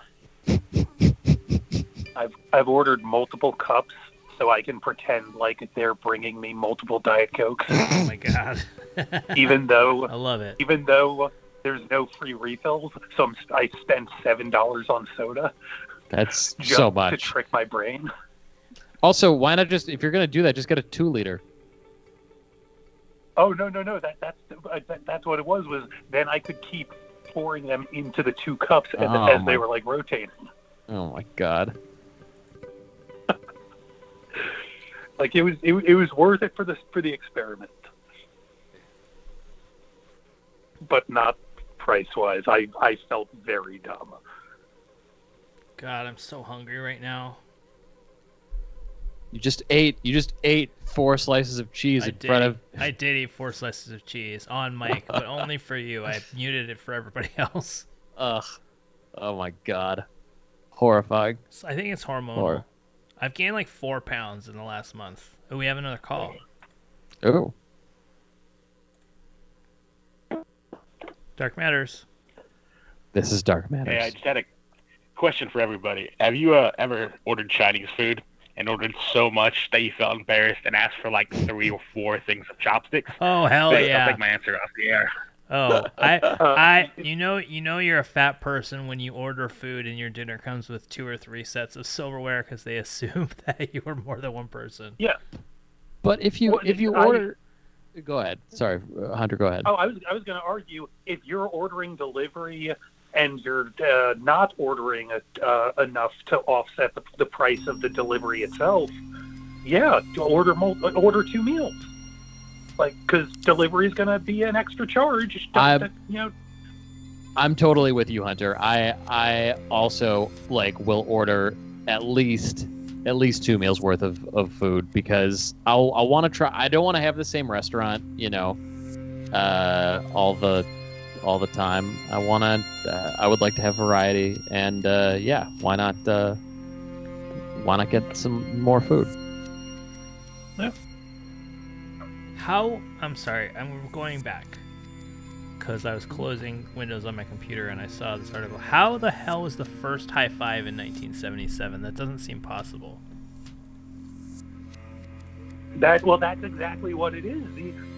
To me, the idea that 1998, watching Tito Martinez and Chuck Knobloch and Shane Spencer high five after Tino Martinez's grand slam in the 7th inning of the Game 1 of the World Series, that high five was closer to the invention of the high five than it was to the present day. That blows my mind. That's nuts. Because what do you think? What do you think Shane Spencer's up to right now? You think he marched on the Capitol? He's my favorite baseball player of all time. Did you know that? I did not know. Well, I maybe you might have said that. I want to know what he's up to right now.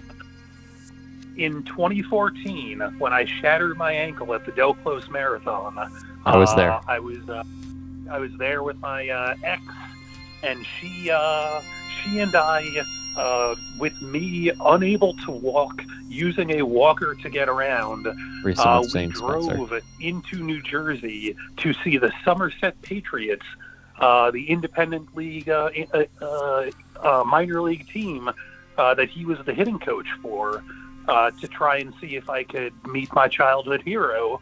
And I got the opportunity to meet him and get a signed ball. And he seemed like he was probably a scummy guy, but you know what? Yeah. It was nice to have done that. What seems scummy about him?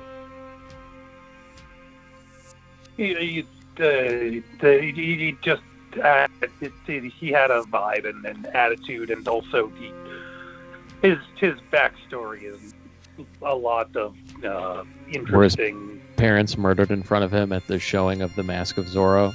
Yeah. I did see on his Wikipedia it says he was fired in Korea. He was a manager of a Korean baseball team and was fired because he got arrested for DUI in Korea.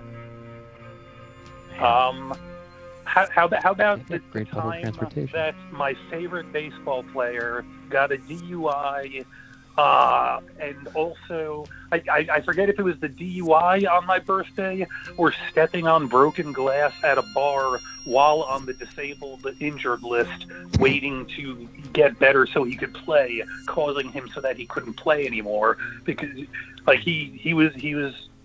And the time that he fucking, apparently might have assaulted a pizza delivery guy. It's really, but when people are like, Hunty, you seem to like baseball for the stats more than the players. Yes, I do, because I do not like those players who play baseball, but I love the sport of baseball. There's a lot of tension. A lot of tension in baseball, you know? Yeah. A lot of tension. Like the 1998 Yankees, I can go down that list, down just player by player by player, and it's monster, bad person. This guy, at least this guy only did this. This guy fucking At least this guy only gave autographed baseballs in sex gift baskets. Just don't tell me that Chili Davis did anything wrong. I don't think Chili Davis did anything wrong, but Hideki Arabu killed himself on my birthday. Yeah. Oh God. That's right. Oi. Hideki Arabu on July 27th, I forget what year, killed himself. Is this your way of hinting for us to get you a present, Hunty?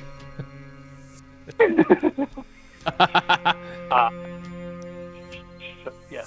Oh, but yeah. What about Scott Brocious? Is he a jerk? Scott Brocious, I haven't heard anything bad about. Paul O'Neill is best friends with Donald Trump. Yeah, also Paul O'Neill is notorious hothead. Tino Martinez assaulted his other players. Chuck Knobloch assaults everyone. Chad Curtis is in jail for molestation right now. Bernie Williams had allegations, but no one knows whether they went. There's an entire rap music parody about Derek Jeter giving herpes to everyone.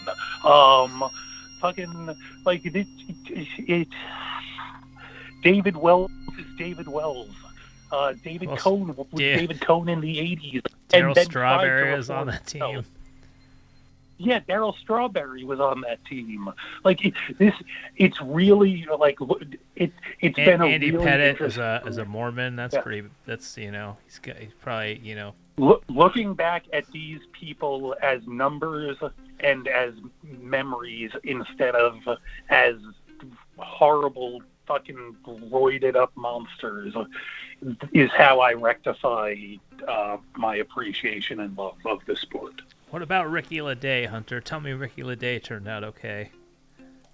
Ricky LaDay has a Twitter account where he talks about the food he makes. All right, that's what I wanted to hear. He has a truly mundane Twitter account where he talks about making food and occasionally pop culture things. It is a true delight. Are you his only follower? Do you guys have personal conversations on there? No. Although I have had interactions with the actor Marshall Bell, who is the exact same way. Classic 80s actor Marshall Bell, who was in Total Recall and everything. Ricky LaDay, 4,645 followers. Yeah. Are you surprised at how much of a response I get? Kareem Garcia, again, assaulted the pizza delivery guy. Oh my God. Okay, wait. I have to read this series of tweets from Ricky LaDay, sorry. Joe Girardo, one of the grapes. Next tweet, Girardi grape. Next tweet, great. It's not letting me delete it. He wanted to say Joe Girardi, one of the greats. He said Joe Girardo, one of the grapes. Girardi grape. Great. It's not letting me delete it. He's just a dude who doesn't know how to tweet. Yeah, I love it. One of the grapes. Compared to almost every other person on that team, that's already a huge... Ricky LaDay. Tweet, December 6, 2019. I'm selling the World Series ring. Teresa says there's no room for it in the house. Next tweet, we have enough money, just no room in the house for the ring. That's all. What? Teresa's just a character. No room. No room for a World Series ring. Oh, here's one. June 12, 2019. Yes, I do like Marvelous Mrs. Maisel. It's very good. Oh, sorry, the tweet before that. I want to watch Stanley Cup tonight, but Teresa has been making me watch Marvelous Mrs. Maisel recently. I need to ask nicely. Yes, I do like Marvelous Mrs. Maisel. It's very good. Wait, is he doing a bit where he has an abusive wife named Teresa, or do you think this is real? I think it's real. I 100% gotta be real. Unless it's like just a completely fake Twitter. Could be another Andy Kaufman thing. Ricky LaDay, April 2nd, 2019. Is chunk tuna or solid white better?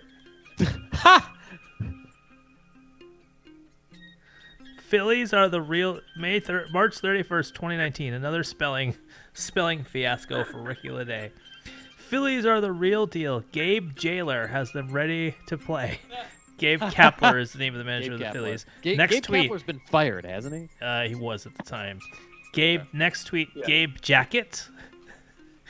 Next tweet, Gabe Jailer. Next tweet, Gabe Kapler. Next tweet, sorry. Like he just sounds like he just sounds like Michael Scott. That's all it is. Ricky LaDay is Michael Scott. Wait, I think this is my favorite Twitter account of all time. Oh my God, I gotta just bring my browser window up.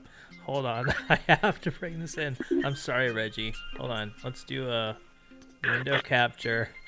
This is my favorite Twitter account of all time. Ricky LaDay's Twitter account. Firefox, Ricky LaDay Twitter. Here we go. Okay, here we go. December 24th, 2018. Christmas tomorrow. Then the next one, my favorite tweet of all time. December 20th, 2018. Pears are on sale at the store. Can I zoom in on this? The store. Oh, it's not. Oh, here we go. I'm gonna zoom in. It is his most liked tweet of the ones on this window. Hold on, I'm gonna crop this Like- window. If this was a parody, then it's amazing.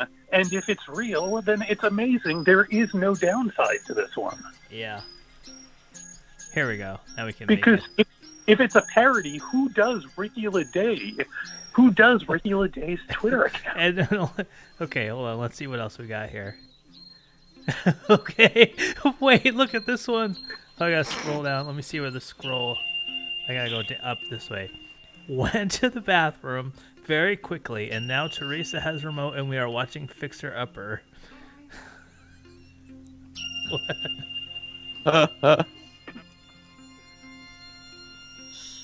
Man, wait, oh my god, I'm sorry. I might be the only person enjoying this. Look at this one. July 18th, 2018. May make gazpacho this weekend. This can't be real, can it? 105 people retweeted that. I'm There were on, 106 I'm on gazpachos Twitter, made that I'm weekend. On Reddit, and people are talking about it there too. This seems real. Opening a beer and never mind. Sorry, Portugal has won the Euro. I'm making gazpacho. Oh, look! tonight. It's a picture of his gazpacho. July 31st, 2017. Here it is, the gazpacho.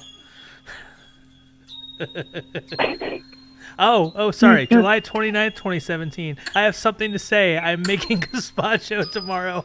June 26th. Almost gazpachos. June 26th, 2017. Almost gazpacho season. Almost gazpacho season. A month later, logs on to tweet, I have something to say. I'm making gazpacho tomorrow.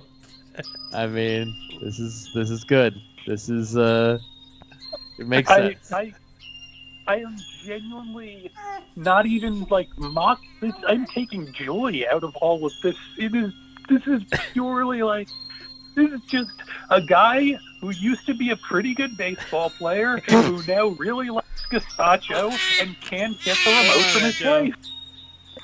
How long does bread last in the freezer?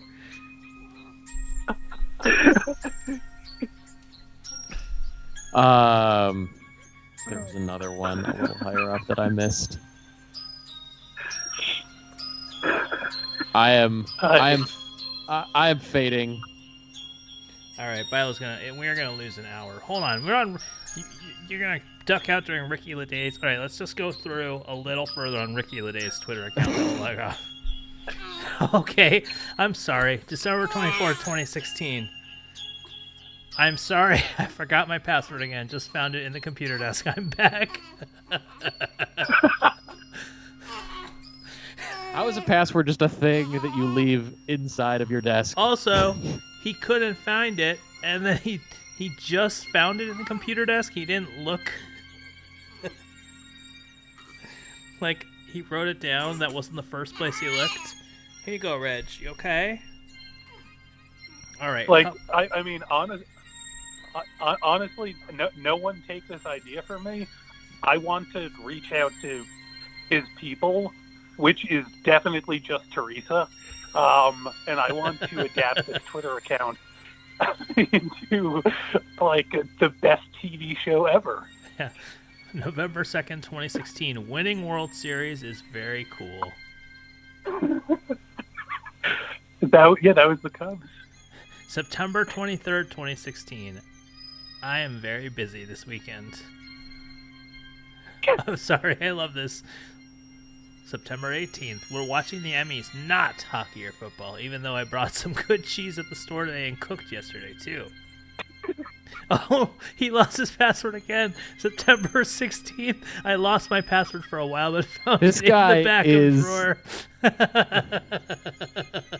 This guy has themes to his art. Like, this guy... Oh my god, more gazpacho. I'm making gazpacho tonight. Donald Trump is the worst Gazpacho is person in the ready, country, I finally. believe. I will never give the recipe to anyone, not even children. Stop talking to me. Not even children. I do love that Ricky LeDay is a leftist. Ricky LeDay. Yeah, Donald Trump's the worst person in the country, I believe. I mean, there's nothing to dislike about this Ricky LeDay's Twitter account. Yeah, you know what? Honestly, this makes me feel better about the Yankees because I got to watch him hit a double earlier today. Applebee's not as good as it used to be. April 23rd, 2016. I really think. I mean, do you think he's overestimating how good Applebee's used to be in the past? Like where, or is he under, or is he just understanding how terrible it is now? Yeah. Got some bruschetta for the Oscars, but I will be making popcorn as well. He's just talking about the Flyers right now. Yeah. Yes, February 9th, 2016. Yes, we're having tacos for dinner for those who are asking me about it. Like, this is a multicam sitcom that takes place in Philly. Like, I can't get enough of this. This is great. February 9th, 2016. Cilantro. Next tweet. Cilantro is great on eggs.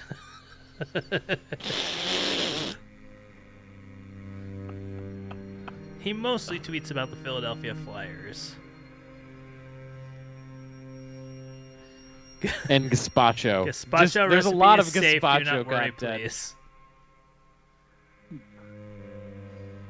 We are not no. watching the debate. We are watching The Real Housewives of Beverly Hills. I had oysters last week, I believe. Let's go, Ragnars.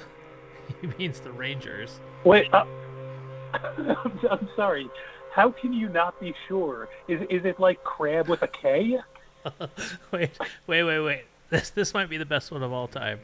November 25th, 2015. My mother-in-law's new floors.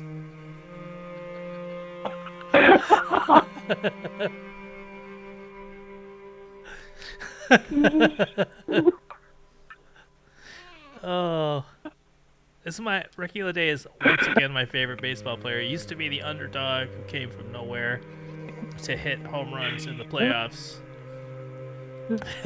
I love that. Oh, God. Thanks for the birthday. Hold on. Just saw James Bond. Now at the bar with Teresa and a few friends. Next tweet. Teresa has the hiccups because of too many drinks. Drink spelled wrong. I love this man so much.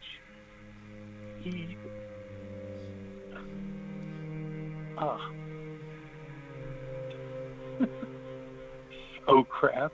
To be fair, it's mostly about the Philadelphia Flyers. I did not watch the game last night. I was at Chili's celebrating my sister-in-law's birthday. My daughter said she's making this shirt for me. It's a shirt that says, "I'm the gazpacho boy."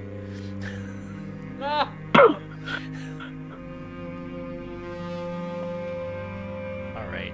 I'm sorry. I could read through Ricky LeDay's Twitter account. Should I start a new podcast called Ricky LeDay's Twitter account? Yeah, you should start that podcast. I've got and crabs, just read one of his tweets. Every episode is just you reading one or perhaps a sequence of tweets if the tweets all happen to be on a theme, like gazpacho. Oh my God, I have to. Okay, made gazpacho again. Here it is. Don't ask for the recipe. I am not giving it out. I'm not sharing a single ingredient, so stop. It's too bad, Ricky, because I already know there's tomato in it. Next tweet. Teresa hates gazpacho, LOL. She gets pissed off when I make it. Next tweet. Teresa booked us a hotel that doesn't have air conditioning. I think I'm going to die. This relationship is still going strong. Oh my God. July 14, 2015. I'm sorry, Hunty. Teresa is just my favorite character on television right now. Teresa is like this. Teresa is like literally like think of all the classic comedy characters. Like even though it's probably Ricky the Day's real wife, like this the depth of the relationship implied in these tweets is like so amazing. Yeah. No, Teresa is she's definitely the Gracie Allen or really maybe Ricky LaDay is the Gracie Allen. She's the George Burns who has to deal with Ricky LaDay's obsession with gazpacho because of some miscommunication. Daughter says I'm trending online. What's that mean? Hello to all the notification people. Wait, and he tweeted a picture of some sandals and a water bottle. All right, God. Oh my God, wait. Every time I'm like, let's go to bed, I find a new one. Teresa taking my phone away. Good night. What the fuck? I do think we should continue coming back to it. It would be nice if we could expose good wholesome content like this, and make it part of the show. What is this? Because I am enjoying it. Okay, wait. I don't know if you can see this from this tiny window that I've cropped here. Here you can see it. He just put a picture of a trash bag with a trash can with a tissue inside it. This is a picture that he tweeted with no comments. Creepy. Wait, I don't. What? Oh my God. I should just search the page for Teresa. Oh no, I've had 5 beers and Teresa is pissed off. I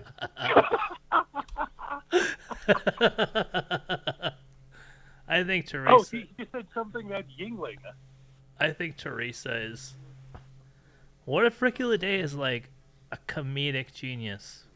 Listen, let's find out more about Ricky LaDay's comedic genius. This is something that we can pick up. We don't need to juice Ricky LaDay completely tonight. I'm crying.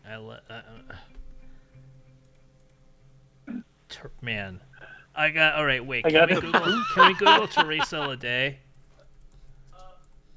Can we Google Teresa LaDay next week? All right, Bilo wants to go to bed.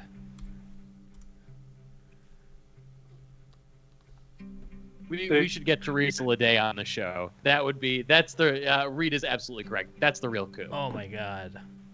Yes, please. See, after a year of showing up for these After the Matters, I have finally provided some good content to the show. Oh my God, Hunty. That's far from. What is going on? All right. Well, I've got a sleeping baby in my arms here. I've got a sleepy Bilo on the other side. Bilo is very sleepy. Don't forget to change your clocks. Oh my God, J Pill asking if Ricky LaDay is on Cameo. Oh my God. Who cares about Ricky LaDay? It's Teresa LaDay on Cameo, and if she is, I bet it's cheaper. Oh, I bet Ask I her can about get her phone gazpacho. number on Spokio. Oh boy. Oh my God. Hold on. I have to search Cameo for Ricky LaDay. And he's not on there. I feel like if we search Cameo for Ricky LaDay, instead of asking him to do a cameo, can we just ask him to be our friend? Oh my God. Oh my God. All right, friends. Like I might just ask him to co-host Bet Yourself, from here on. Oh my God, just tweet, yeah. No, because we don't. Here's the thing: we don't want to disturb him, right? We don't want to change anything that's going on. No. There's a spirituality to his life. That's right. All right. Well, yeah. No, keep extending the show that you keep yelling at me to stop. All right, Bilo, any final thoughts? I enjoyed Ricky LaDay's Twitter, and I really hope Barry Strom, our guest, here's something that doesn't agree that he here's something that he doesn't agree with the next time he goes on a spiritual journey. but I doubt that's going to happen. So You never know. it's unfortunate. Never know. Thanks again to Barry. Thanks to all of you for watching. If you stuck around this whole time, Yeah. You're my new hero. I just Second wanted rookie of the day. Sorry, Hunty. I just want to say, give it up for Ricky Leday and all of the Denny's in the world, and Andy Kaufman and Tony Clifton, who I noticed was absent tonight. Interesting. Well, all right. On that, we're gonna say goodnight, and we'll catch you next week with more Dark Matters. Dark Matters.